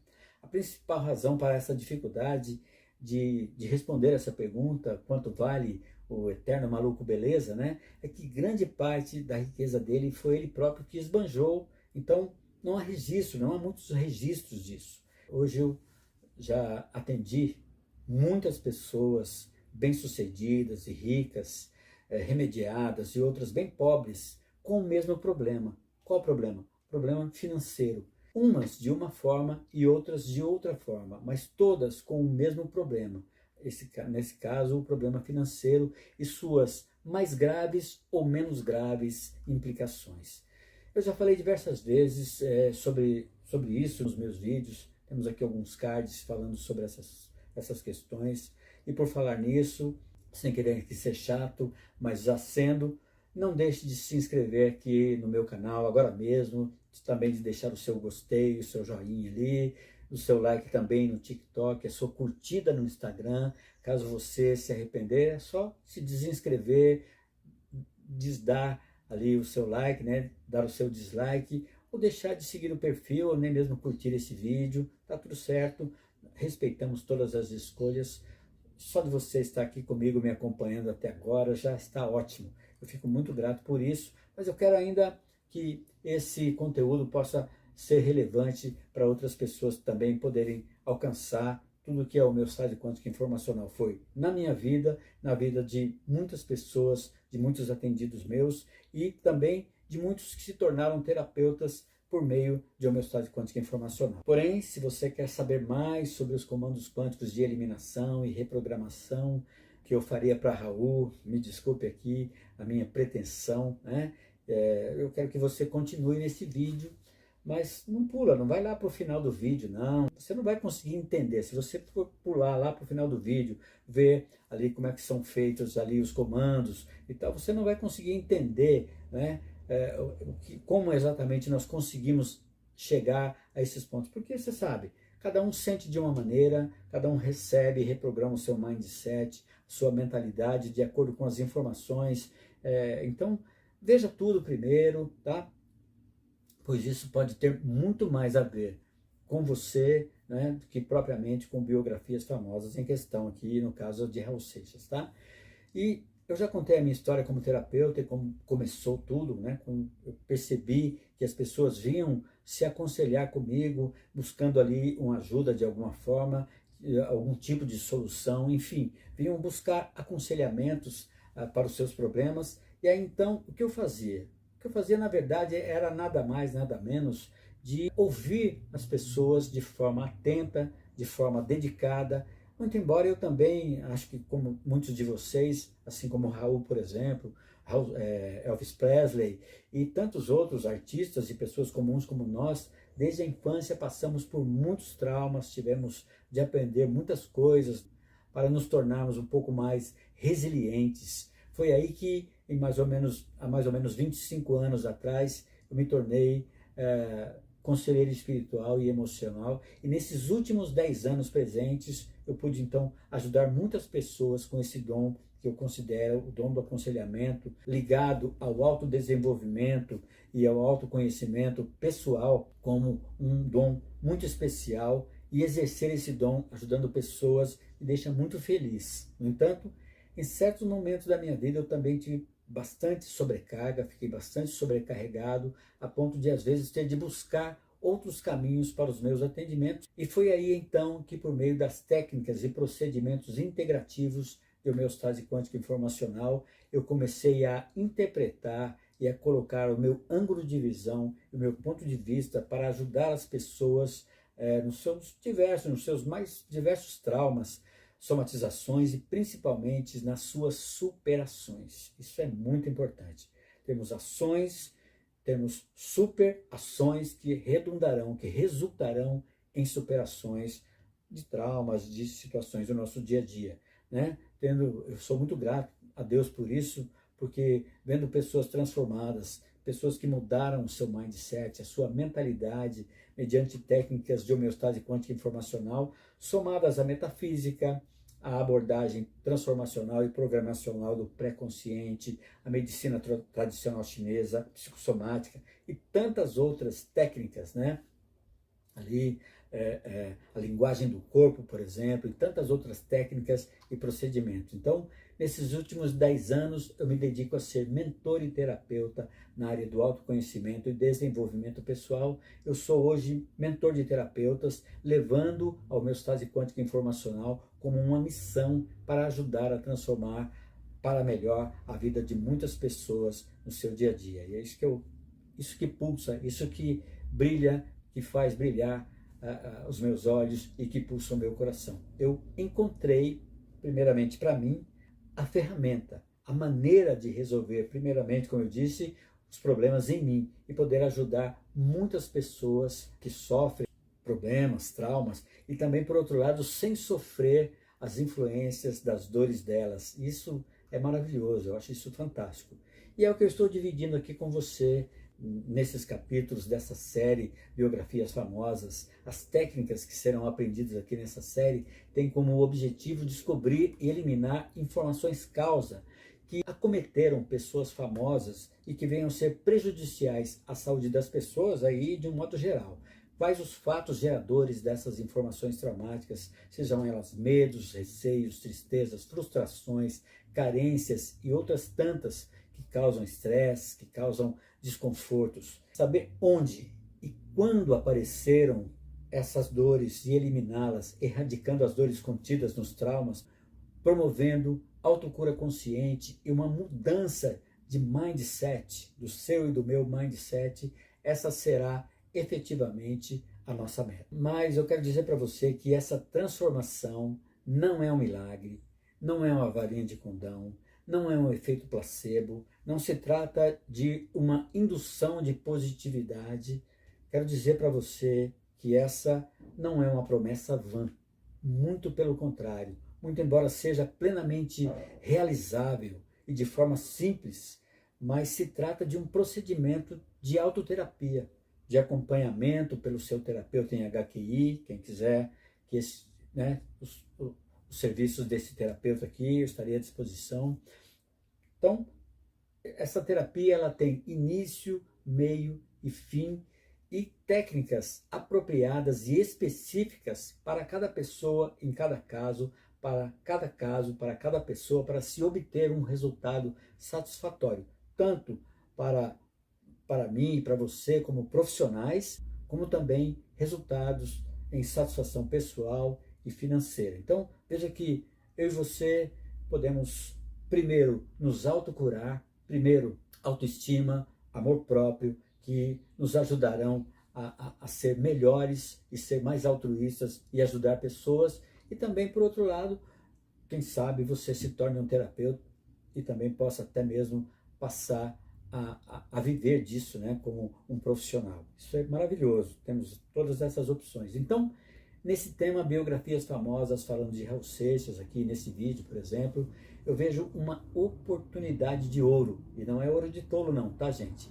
Uma oportunidade de ouro mesmo, porque nós temos a chance de aprender com a história dos outros a observar as informações, sentimentos, sensações, emoções, carências, excesso de prazeres, pensamentos, crenças limitantes, condicionamentos, comportamentos que geraram os resultados delas. Nesse caso do Raul, né, por exemplo, e a partir daí, olhando para dentro de nós, para dentro de você mesmo, e poder corrigir a nossa trajetória e buscar ser melhores a cada dia por meio da eliminação de informações traumáticas, de suas dores e fazer uma reprogramação no nosso HD mental e emocional, reorganizando o nosso mindset e obtendo autocura consciente. Isso para mim é maravilhoso e eu quero que vocês participem disso juntamente comigo.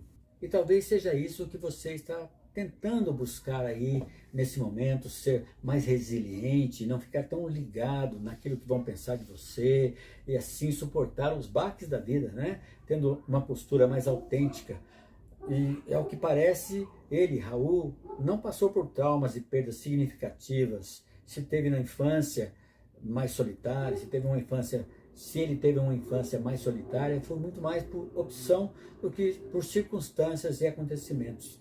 E mesmo sofrendo inseguranças, medos, opressões, entre outras tantas coisas, né, que são comuns a todos nós, seres viventes desse planeta, ele parecia saber bem quem ele era na fila do pão, como dizem, né? E o que haveria de se tornar depois, né? Sempre quis ser então cantor e escritor. Isso é importante para nós, entendermos que onde nós queremos chegar. Se nós não temos uma meta, nós não vamos chegar a lugar algum. Então, ele se sentia e se portava já desde criança como uma pessoa que aprendeu nos livros, na filosofia, a se tornar um tanto quanto diferente e seguir o seu próprio caminho e não dar muita bola para o que diziam para ele. Mas talvez o excesso de confiança, de coragem e de autenticidade, o que lhe custou, né, a sua vida de forma tão precoce, né, pelos muitos exageros citados acima, tá? Então, isso tudo nós vamos aprender como esse processo, esse procedimento em 7 passos de homeostase quântica informacional, como é que nós atenderíamos, no caso, Raul, e como isso pode servir para você. E se essa ideia faz algum sentido para você, então vem comigo, eu quero que você veja ainda muito mais. Eu sei que existem histórias muito comuns, principalmente a infância desse moço, no caso Raul Seixas, né, exceto a compulsão pela leitura e a aversão que ele tinha pela escola, pelo ensino formal, não parecia, fora disso, não parecia ter nada de tão diferente. Mas eu digo a você que a jornada de Raul também não foi uma coisa fácil. Com 7 anos de idade, no curso primário, em 1957, ele ingressou ali no Colégio São Bento, mas foi reprovado na 2ª série 3 anos. Ele gostava tanto da escola que repetiu o mesmo ano 3 anos. Foi então que mandado para um curso, né, no Colégio Marista. Quem conhece o Colégio Marista, o que é, né? Então ali ele conseguiu completar somente até a 3ª série primária. Raul gostava de ler os livros da biblioteca de seu pai e criar as suas próprias histórias, desenhando os personagens nos cadernos da escola. Gostava de música, mas o seu sonho era ser escritor. E ele acabou sendo, né? Porque um letrista, ele acaba sendo um escritor. Então, e muitas coisas que ocorreram ali, tem muitas na biografia, por exemplo, Moleque Maravilhoso, feita por Silvio Passos, destaca ali que Raul falava algumas coisas muito interessantes, que ele se preocupava muito mais com a filosofia do que com qualquer outra coisa, e que ele pensava, né, que ele achava que as pessoas o achavam maluco, que ele era meio fora da caixa, né, e que ninguém queria dizer isso para ele. Então, e outra coisa que ele sempre dizia, que ele era um perfeito fracasso na escola. A escola não dizia nada a ele. Aí ele diz assim: minto, aprendi sim muito na escola, aprendi a odiá-la. Isso é uma coisa muito difícil, né? E que veio lhe causar problemas depois né? Não de ordem acadêmica, nada disso, porque ele era muito inteligente e soube se safar dessas situações, mas veio ele trazer outras situações que nós vamos comentar daqui a pouco. E de um modo ou de outro, Raul Seixas precisava frequentar a escola vez por outra, tá? Então, em uma determinada ocasião, o pai perguntou como é que ia o boletim, e ele então pegou ali e mostrou um boletim falsificado, né? E o pai questionando sobre os estudos, e a mãe já disse logo que nada, esse menino aí, olha, ele não estuda nada, ele só fica ali, ali naquele bang bang daquele rock and roll ali, ouvindo Elvis Presley e Little Richard e gritando aquelas maluquices.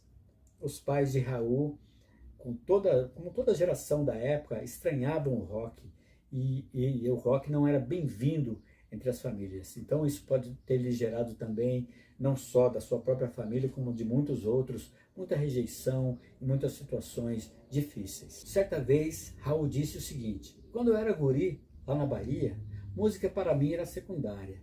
O que eu me preocupava mesmo era com os problemas da vida humana, da vida, da morte, o problema do homem, de onde vim, para onde vou, né? Então ele tinha esse objetivo, né? E o que aliviava o seu coração na adolescência era ficar horas, na infância e já adolescência, era ficar horas ouvindo Elvis Presley e Little Richard, junto com seu amigo Valdir Ferrão, com o qual também fundou o clube Elvis Rock Club, que, certo, esse clube tinha dois, né? Tinha duas pessoas ali que eram adeptas, Raul Seixas e o seu amigo Valdir Ferrão. Era o seu jeito de se descontrair. Foi daí que surgiram também a sua originalidade e paixão pela música, que o levaram a mudar não só a história da música no Brasil, como a história do rock no Brasil, que ele é considerado talvez aí o pai do rock no Brasil, mas também da música nos anos da ditadura, né? E por que não dizer da nossa história de modo geral para sempre, né? Raul, com a sua genialidade, trouxe isso para nós. Então, em 1967, Raul Seixas começa o seu relacionamento com Edith Wisner, que era filha de um pastor protestante. O pai de Edith não aceitava o namoro da filha de maneira nenhuma, mas em 6 meses ele então completa o 2º grau, faz um cursinho e passa em Direito, Filosofia e Psicologia. Então, ele era um sujeito muito inteligente.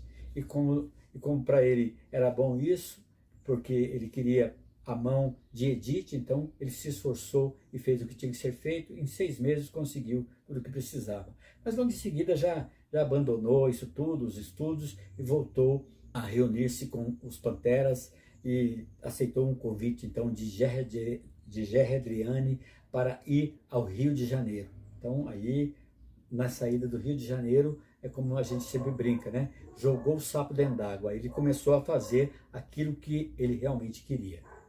Veja que desde a infância, assim como nós talvez, eu e você, ele passou por algumas dificuldades circunstanciais que aparentemente não chegaram a marcar a sua vida. Pode ser que a ojeriza pela escola, consciente ou inconscientemente, seja um dos episódios mais marcantes da sua vida, no caso da infância principalmente. Outro momento foi o fim da banda, né? O fim da banda e o fim na gravação e não aceitação do público do primeiro disco, consequentemente do artista também. Um dos piores traumas que se abateu sobre a vida de Raulzito, com certeza, foi que ele passaria fome no Rio de Janeiro, como mais tarde ele descreve na música de Tolo. E a partir daí, Raulzito e os Panteras passariam sérias dificuldades no Rio de Janeiro. Raul morava em Ipanema e tinha de ir a pé até o centro da cidade para tentar divulgar as suas músicas sem obter sucesso.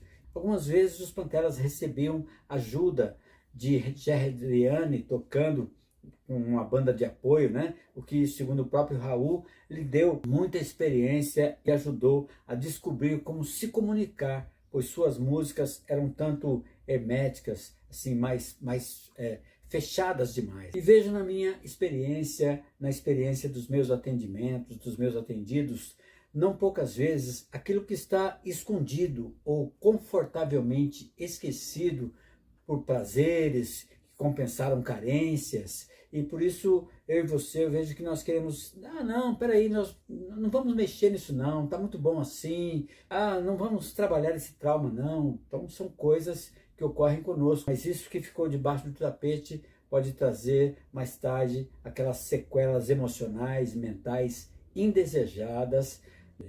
O que ficou escondido pode ser muito mais prejudicial, podem trazer aquelas sequelas indesejadas, tanto mentais quanto emocionais, que seriam muito piores do que as que estão vívidas na nossa memória. Então, é muito importante entendermos tudo isso. Sigmund Freud diz o seguinte: as emoções não expressas nunca morrem. Elas são enterradas vivas e saem das piores formas mais tarde. Então, tome cuidado quanto a isso. Algumas objeções a serem trabalhadas, né?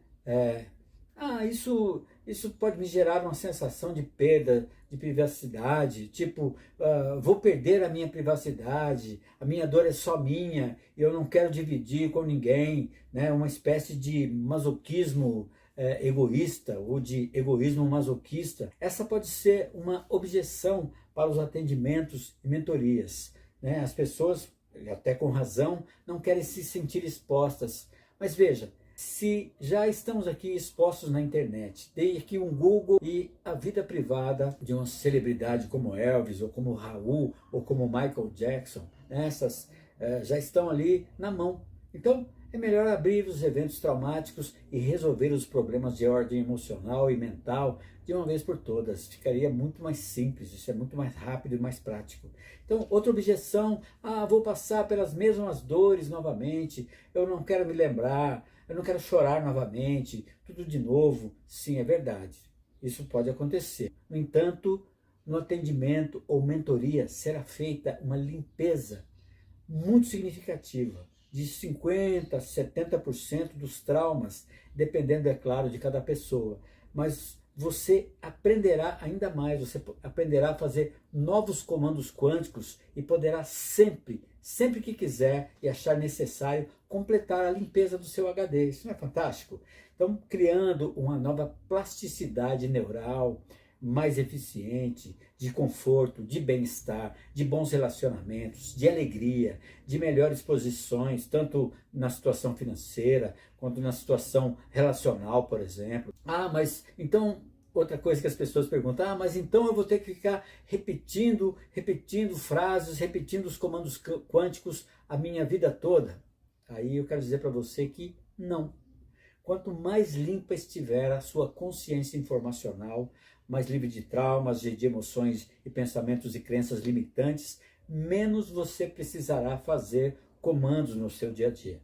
Pode ser que no começo você faça muitos comandos, mas conforme for alcançando mais estabilidade, tanto emocional quanto mental, de forma espontânea, menos você precisará emitir, isto é, falar os comandos, tá certo? Então, tendo atingido uma plenitude, tendo já atingido uma platitude informacional, que não quer dizer um esquecimento, um abandono ou negação da dor ou do trauma, nada disso, mas uma plasticidade neural que faz o indivíduo olhar com maior neutralidade possível as suas dores vividas. Então, isso é muito interessante nós passarmos por isso para que nós tenhamos então essa libertação, né?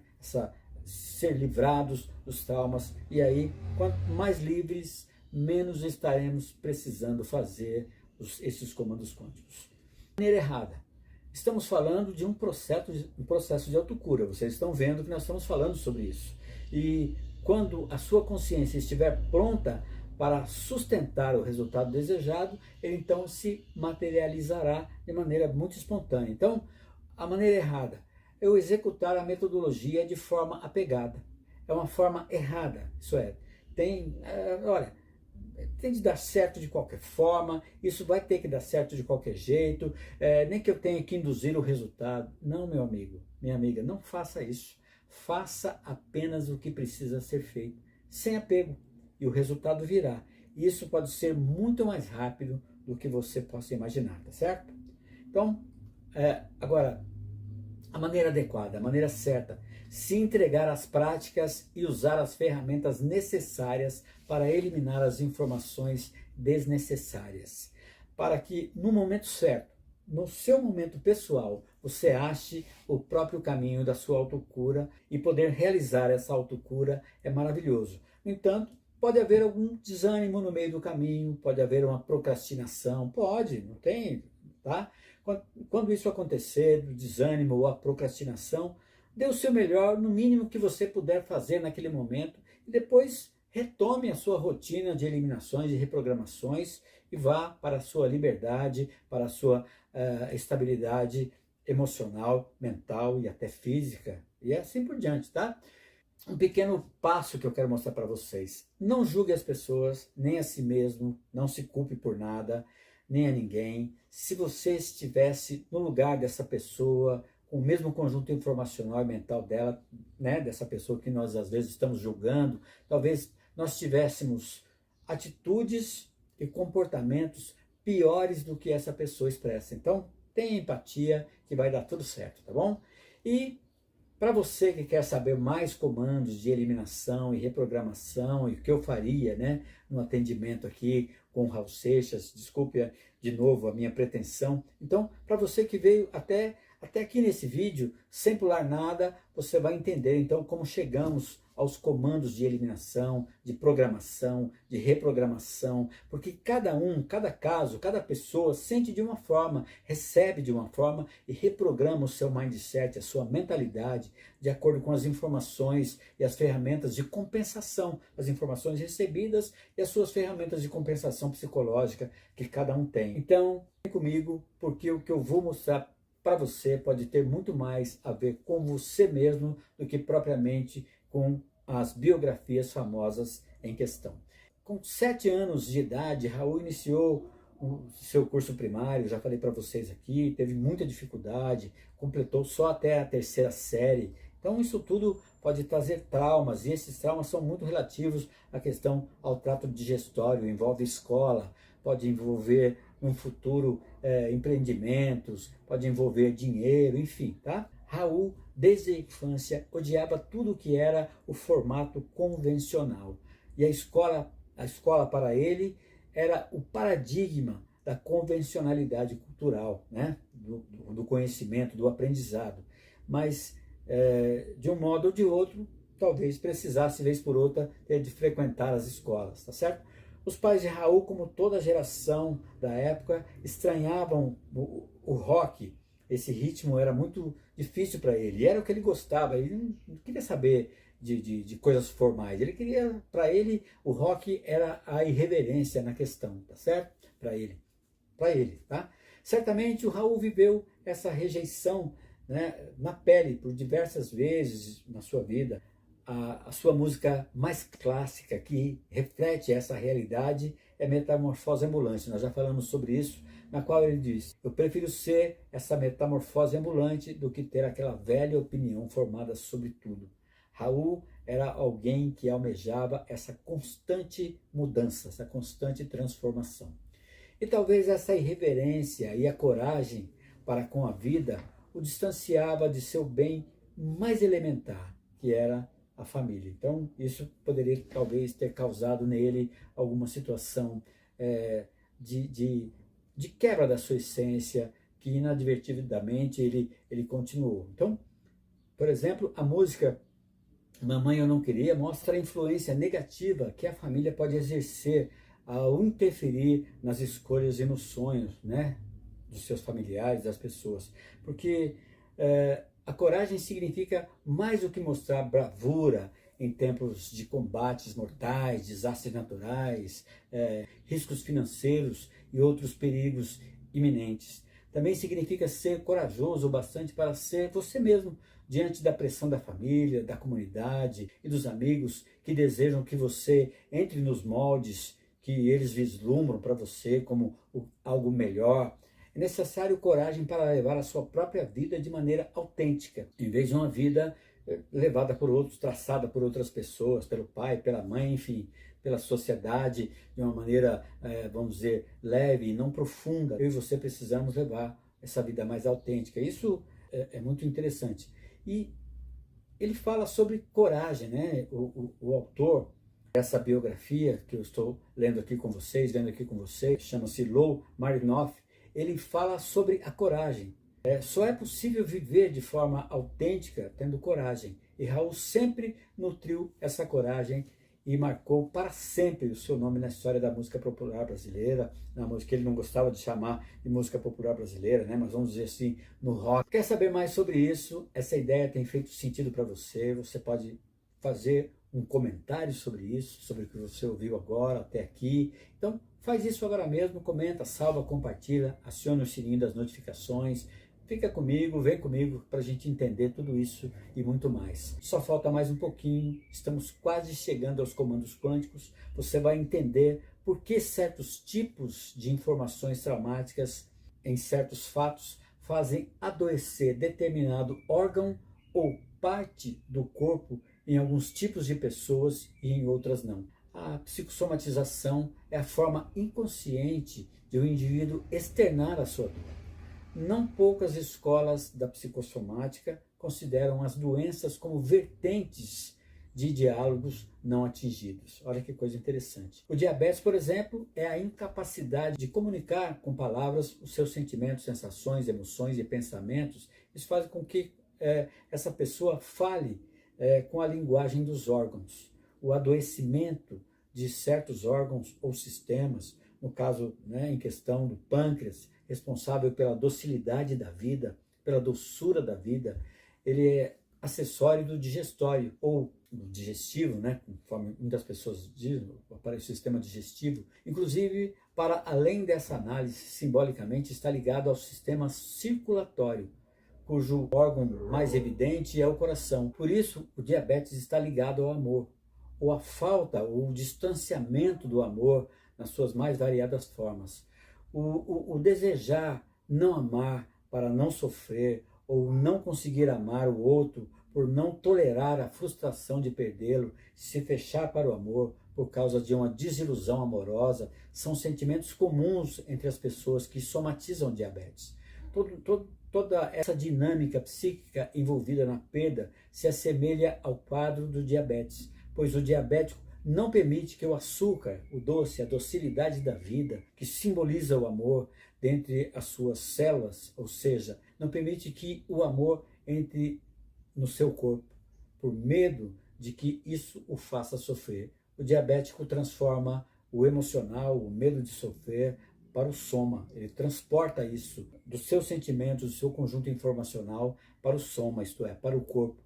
Não permitir a entrada de açúcar simbolicamente do amor. Pode ser observado na alteração glicêmica, quando o diabético vive uma tensão emocional, há um aumento de glicemia. Assim, quando o diabético fica tenso, permite menos ainda que o açúcar, o doce, a docilidade da vida, entre na sua vida e na sua célula. A pancreatite simboliza a perda da doçura da vida, indica que a pessoa está constantemente frustrada, imaginando que jamais conseguirá realizar o que sonhou. Então isso é muito triste, Porque acredita que não há gosto em continuar tentando e que a vida sempre dificulta seus desejos. Atenção, se esse sentimento causa perda do sentido da vida, perda da vontade de viver, isso pode gerar um câncer no aparelho digestório, no pâncreas e até uma leucemia. Então, aprenda a aceitar os acontecimentos, sejam eles quais forem, de maneira analítica e não emocional. E faça o seguinte, o que eu estou propondo aqui é que você transforme todos os seus aborrecimentos, frustrações, em pensamentos de aceitação provisória e otimista. Isso quer dizer que você deve tranquilizar-se, prestar atenção no fato que o aborrece, enxergar os seus próprios erros e, enfim, tentar novamente, sem medo, sem número de vezes, se for o caso, seus erros. Acredite sempre em você e tente vários métodos para alcançar o seu sucesso. Isso é muito importante. Então, conforme eu estou dizendo, o pâncreas é uma glândula de função dupla que desenvolve atividades essenciais para a continuidade da vida. O pâncreas lança no duodeno o suco pancreático que se destina à digestão de substâncias ácidas. Produz também a insulina, que é o agente requerido para o aproveitamento do açúcar pelo organismo. A produção insuficiente de insulina dá origem ao diabetes. Ou quando há produção, mas a célula também não absorve, está fechada para o amor, está fechada para essa docilidade, também isso pode trazer um excesso de glicemia, um excesso principalmente desse hormônio da insulina no sangue, isso pode causar diabetes também. Quando uma pessoa passa a sentir a vida triste, perde lentamente as suas funções do pâncreas, não consegue eliminar a acidez dos sentimentos e não consegue mais manter os pensamentos doces. Isso quem fala para nós é Cristina Cairo, nesse livro que a gente sempre tem visto aqui, tem vários compêndios que ela tem colocado para nós. Bom, a música Diamante de Mendigo, a meu ver, é uma paráfrase sofrida e intimista da canção Ouro de Tolo, que começa assim: eu tive que perder a minha família para perceber o benefício que ela me proporcionava. É triste aceitar esse engano quando já se esgotaram as possibilidades. Raul criou a sua família, mas não foi capaz de fazê-la crescer. Admite que muitas possibilidades de fazê-la crescer houve, mas que ele desperdiçou por conta de seus inúmeros exageros e vícios. E agora, ele continua, e agora sofro as atitudes que tomei por acreditar em verdades ignorantes que da época tomei, acreditando numa moda passageira que se foi tal qual fumaça. Ele acreditou em verdades ignorantes ditas pelo jornaleiro da esquina, como ele diz na música, deixou então de confiar na família para confiar no álcool, nas drogas, na prostituição e nos excessos de tudo, comidas, bebidas, sapatos, carros, enfim, tudo mais. Apesar de sua inteligência, sua enorme inteligência, ele se tornou suscetível com muita dificuldade de dizer não aos seus melhores amigos. Talvez tenha se deixado controlar pela influência de pessoas à sua volta. Eles lhe ofereciam todo tipo de drogas e repetiam o lema da sociedade alternativa para ele: faze o que tu queres, pois há de ser tudo da lei. Parece que ele lidava com a depressão nesses seus últimos momentos. Talvez que ele estivesse sendo roubado pelo modus operandi do personagem criado por ele, talvez buscando reaver um sentimento de pertencimento da família ou tentando demonstrar a si mesmo um desapego material, como aquele adolescente ferido pelas circunstâncias da vida, principalmente da parte financeira, que depois de ter conseguido fazer riqueza e tudo que lhe proporcionava, como ele mesmo diz na música Ouro de Tolo, mas confesso abestalhado que eu estou decepcionado.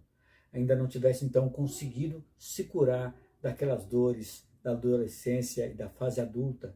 O jovem ferido assim desprezou a riqueza como um aborrecente, birrento, jogando fora o troféu conquistado, e as dores das perdas atuais, contemporâneas, a vida que ele vivia, fossem apenas as dores espelhadas em tempos de fome que ele viveu na cidade maravilhosa, doendo ali uma dor inconscientemente pungente, de tal forma imensa que o levou a certa perda do sentido da vida e a sua auto-rejeição e a sua autodestruição. Será que isso é mesmo? Nessa vida nós nunca vamos conseguir saber sobre essas coisas. E aí? Ficou curioso para saber como eu ajudaria Raul na condução desse processo de autocura consciente? Então, vamos lá, vem comigo, agora nós vamos fazer efetivamente tudo isso. Então, dentro dessa metodologia de homeostase quântica informacional, com 7 passos, nós focamos sempre na transformação, que significa a eliminação das dores contidas nas informações de um trauma. A transformação tende a acabar, por fim mesmo, as dores de forma mais definitiva. Na programação ou reprogramação, a programação significa inserir informações novas, positivas, é claro, alivia as dores momentâneas, e a reprogramação, depois da limpeza definitiva, programamos então inserindo novas informações positivas né, informações que vão fazer com que a consciência informacional da pessoa se reestruture, tendo então um salto quântico. Conforme aconteceu comigo, eu tenho aqui um card que fala sobre a minha cura, a minha autocura de um trauma muito difícil, um trauma com cachorro. Quem quiser ver, não viu ainda, pode se aproveitar e dar uma olhada do que aconteceu. Como lhe permitirá relacionamentos, né? Um salto quântico que lhe permitirá então novos relacionamentos, novas experiências, novas perspectivas, com eliminação de traumas, reconstrução de relacionamentos, recuperação da saúde, reestruturação organizacional, reestruturação financeira, por exemplo. São 7 passos a serem aplicados em homeostase quântica informacional. O primeiro passo deles é o período inconsciente, tá? Nós vamos lidar desde a concepção da pessoa até o seu, mais ou menos, o seu primeiro setênio, os seus primeiros 7 anos. Depois nós temos o segundo passo, sequência genérica, que para o caso de Raul nós não vamos fazer. Nós temos aqui também o terceiro passo, que é a sequência de dependências, tá? Isso é muito importante no caso de Raul, cabe muito. E também a transformação, o quarto passo, a transformação específica, transformações específicas do emocional, do mental e do material. Depois, no quinto passo, nós temos as frases diversas, nós não vamos entrar nelas. No sexto passo, nós temos as programações do emocional e do mental e material. Essas programações, conforme eu já disse, são inserções de informações novas. E o sétimo passo são as ações. Nós não vamos entrar nas ações, porque não cabe, porque nós estamos tratando de Raul e essa consciência já não está mais presentemente aqui conosco. Mas como eu já disse, essa série Biografias Famosas tem muito mais a ver, logicamente, comigo e com você, do que propriamente com as outras pessoas, famosas ou não. Então, vamos à prática do período inconsciente aqui, o PI, primeiro conjunto de informações, de transformações tanto emocionais como mentais. Esse protocolo inicial tem 15 frases, 11 frases específicas do emocional e 4 frases específicas de estados mentais. Para mais detalhes, acesse o card aqui, tá? Esse card ele é bem lá do início, mas ele vai trazer para você um entendimento bastante peculiar, bastante interessante de tudo que nós estamos falando. E no final estão ali os comandos, né, que eu vou citar aqui, vou fazer aqui apenas 4 exemplos, tá, de frases com os 2 tipos de quantizadores específicos, para as emoções, para a emoção e também para conforme disse, os estados mentais. Então, uma das primeiras seria o seguinte: alma, minha consciência escolhe, preocupações que recebi do primeiro dia da minha existência até a minha primeira infância acabaram. Depois, alma, minha consciência escolhe, rejeições que recebi do primeiro dia da minha existência até a minha primeira infância acabaram. Importante ver que nesse primeiro protocolo aqui do PI, né, o período inconsciente, são 15 frases que nós fazemos para todas as pessoas. E aí também, nesse período aqui, nós acrescentamos algumas informações trazidas pela pessoa que está sendo atendida. Depois nós temos aqui código alma, minha consciência escolhe, carências que recebi do primeiro dia da minha existência até a minha primeira infância acabaram. Depois nós temos ainda minha querida alma, minha consciência escolhe, desaprovações que recebi do primeiro dia da minha existência até a minha primeira infância acabaram. E aí, depois nós temos nós temos várias outras frases, dessas 15 frases, e aqui nós vamos fazer mais 4 frases que são para os padrões mentais. Meu querido espírito, minha consciência escolhe, hereditariedades negativas recebidas do primeiro dia da minha existência até a minha primeira infância acabaram. Depois nós temos código espírito, minha consciência escolhe, condicionamentos negativos recebidos do primeiro dia da minha existência até a minha primeira infância acabaram. Espírito, minha consciência escolhe, crenças negativas, ou espírito, minha consciência escolhe, crenças limitantes recebidas do primeiro dia da minha existência até a minha primeira infância acabaram. Depois nós temos também meu querido espírito, minha consciência escolhe, pensamentos negativos recebidos do primeiro dia da minha existência até a minha primeira infância acabaram.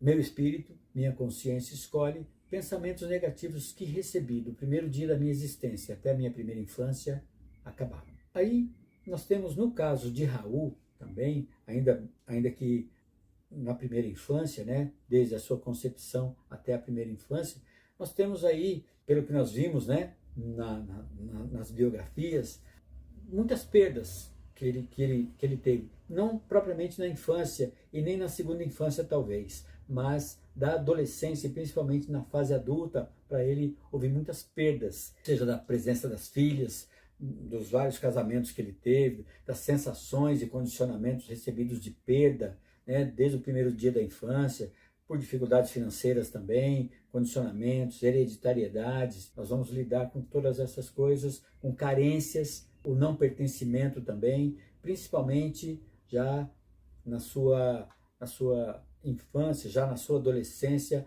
e parte do seu momento já adulto. Sensações e condicionamentos de estar no fundo do poço. Pode ser que ele tenha tido isso, o distanciamento da família, o sofrimento com inseguranças, medo, opressão da família, né?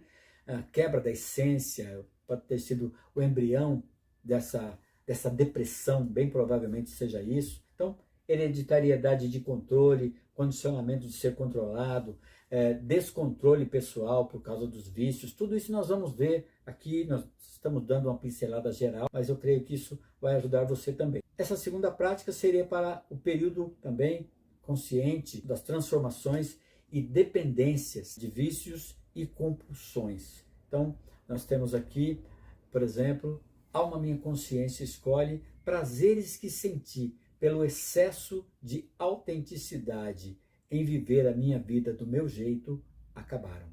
Alma minha consciência escolhe excessos de coragem em viver a minha vida do meu jeito, acabaram. Tá? São exemplos aqui que nós estamos dando.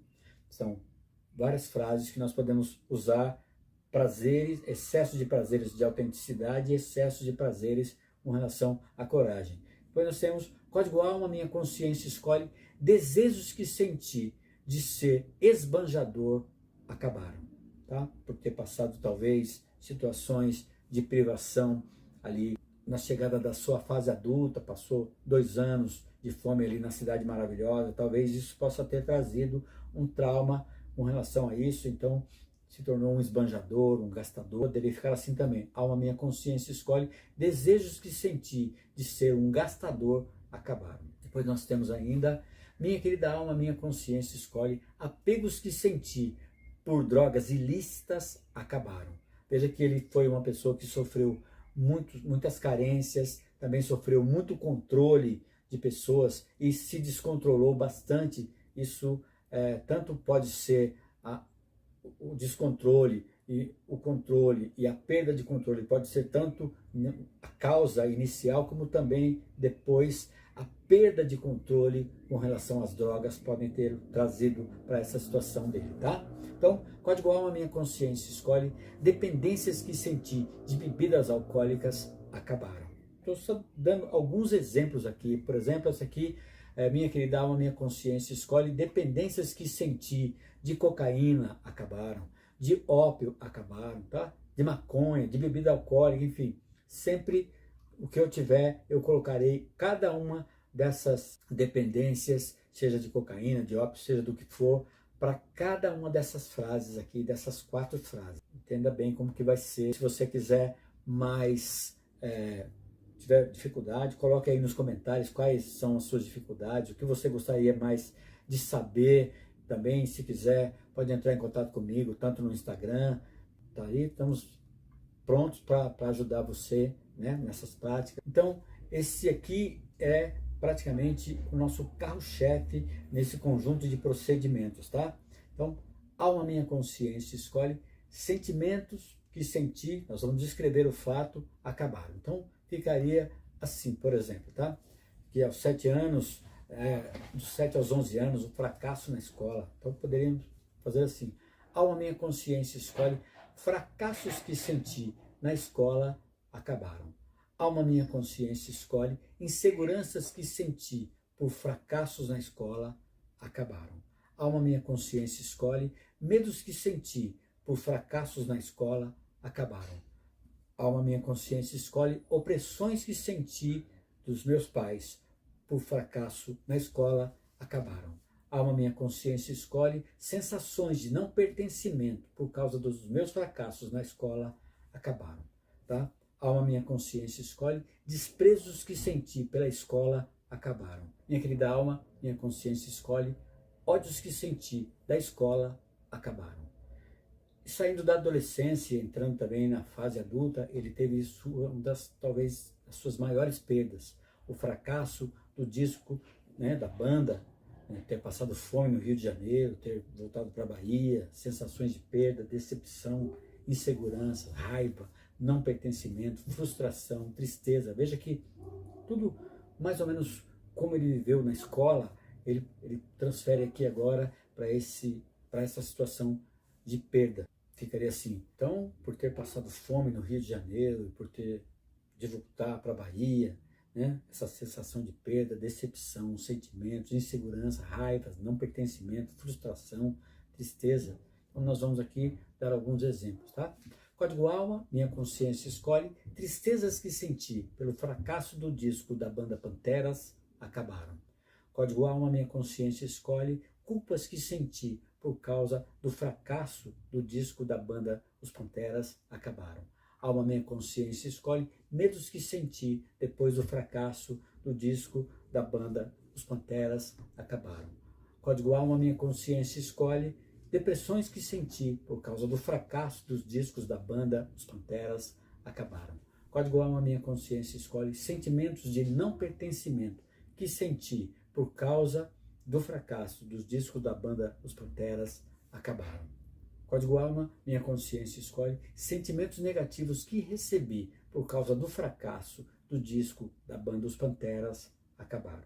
Então, nós estamos tentando aqui especificar de uma maneira um pouco mais própria para a gente poder entender como é que funciona. Então, nós temos outras práticas também de transformações mentais específicas. Código Espírito, ou meu querido Espírito, ou em nome de Jesus Espírito, eu posso fazer, ficaria assim. Código Espírito, minha consciência escolhe, condicionamentos de manifestar depressão acabaram. Código Espírito, minha consciência escolhe, condicionamentos de manifestar pensamentos de autorrejeições acabaram.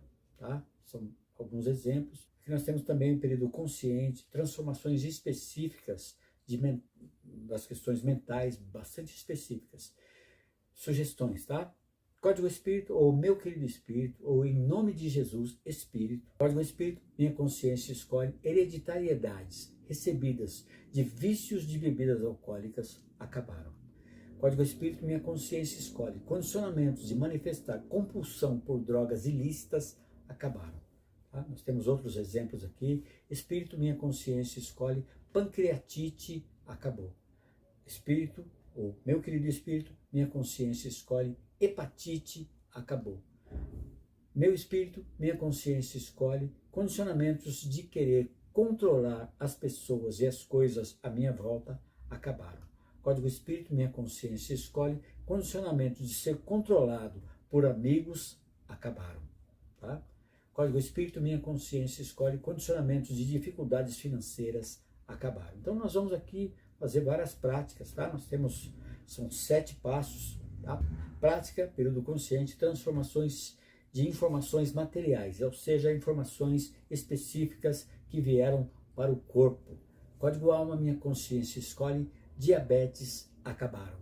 Código Espírito, minha consciência escolhe, diabetes acabaram. Código alma, minha consciência escolhe, prodigalidade, ou seja, ser esbanjador. Código alma, minha consciência escolhe, prodigalidade acabou. Código Espírito, minha consciência escolhe, condicionamento de ser gastador acabou. Código Espírito, minha consciência escolhe, condicionamento de excesso de autenticidade acabou. Código Espírito, minha consciência escolhe, condicionamento de excesso de autoconfiança acabou. Código alma, minha consciência escolhe, dificuldades financeiras acabaram. Código Espírito, minha consciência escolhe, condicionamentos de manifestar dificuldades financeiras acabaram. Depois nós temos ainda a prática consciente de programação emocional. Se é emocional, nós vamos lidar com a palavrinha alma, que é o quantizador para a alma. Tudo que for do condicionamento mental, se for padrões mentais, nós vamos lidar com a palavrinha espírito. Código alma, minha consciência escolhe, eu sou fonte de amor, confiança e segurança para a minha família. Código alma, minha consciência escolhe, eu tenho amor próprio, autoestima, segurança e autoconfiança. Então nós temos também a prática para emaranhar com outra consciência, tá? Código alma, por exemplo, nós ficaria assim. Código alma, minha consciência escolhe, eu sou fonte de amor, paz e harmonia para todas as minhas filhas, no caso de Raul. Código alma, minha consciência escolhe, eu sou fonte de amor, confiança e segurança para a minha equipe de trabalho. Tá? Eu posso fazer assim também. Depois nós temos várias outras, período consciente da programação mental, que ficaria, meu querido espírito, minha consciência escolhe, eu estou em plena prosperidade, ganho dinheiro com facilidade e gasto apenas com o que é necessário. Código espírito, minha consciência escolhe, eu estou em plena saúde física, emocional e mental. Código espírito, minha consciência escolhe, meu trabalho é digno, honrado e lucrativo. Código espírito, minha consciência escolhe, meu país está em plena prosperidade financeira, social e política. Então, essas são alguns exemplos dessas frases que nós podemos fazer. Se nós estamos lidando com aspectos emocionais, nós vamos sempre lidar com o quantizador alma, a palavra alma, tá? E quando nós estamos lidando com padrões mentais, com pensamentos, condicionamentos, coisas, hereditariedades, coisas dessa natureza, nós vamos lidar então, trabalhar então com a palavra espírito. Espero que isso tenha ficado claro, que vocês tenham entendido. E eu quero chamar vocês aqui também os meus próximos vídeos, para que vocês estejam conosco. Essa série Biografias Famosas, nós estaremos falando um pouco mais sobre o processo de autocura consciente. E se você gostou, eu convido você para assistir aos próximos vídeos. Não deixe de se inscrever aqui no canal, ative o sininho para você não perder nenhuma das nossas publicações, né? Não sei por onde você está me vendo. Compartilhe esse vídeo aí com as pessoas no Instagram, no TikTok, recomende às outras pessoas. Não raro nós conhecemos pessoas que se beneficiariam desse conteúdo. Eu aguardo você na próxima oportunidade. Até o próximo vídeo dessa série Biografias Famosas, em que nós abordaremos como seria o meu atendimento para nada mais, nada menos do que Michael Jackson. Tá? Curta, compartilhe, se inscreva no nosso canal. É sempre uma alegria estar com você e também se engaje nos perfis. Valeu, é uma grande alegria e um grande prazer poder estar falando com você. Forte abraço e até a próxima.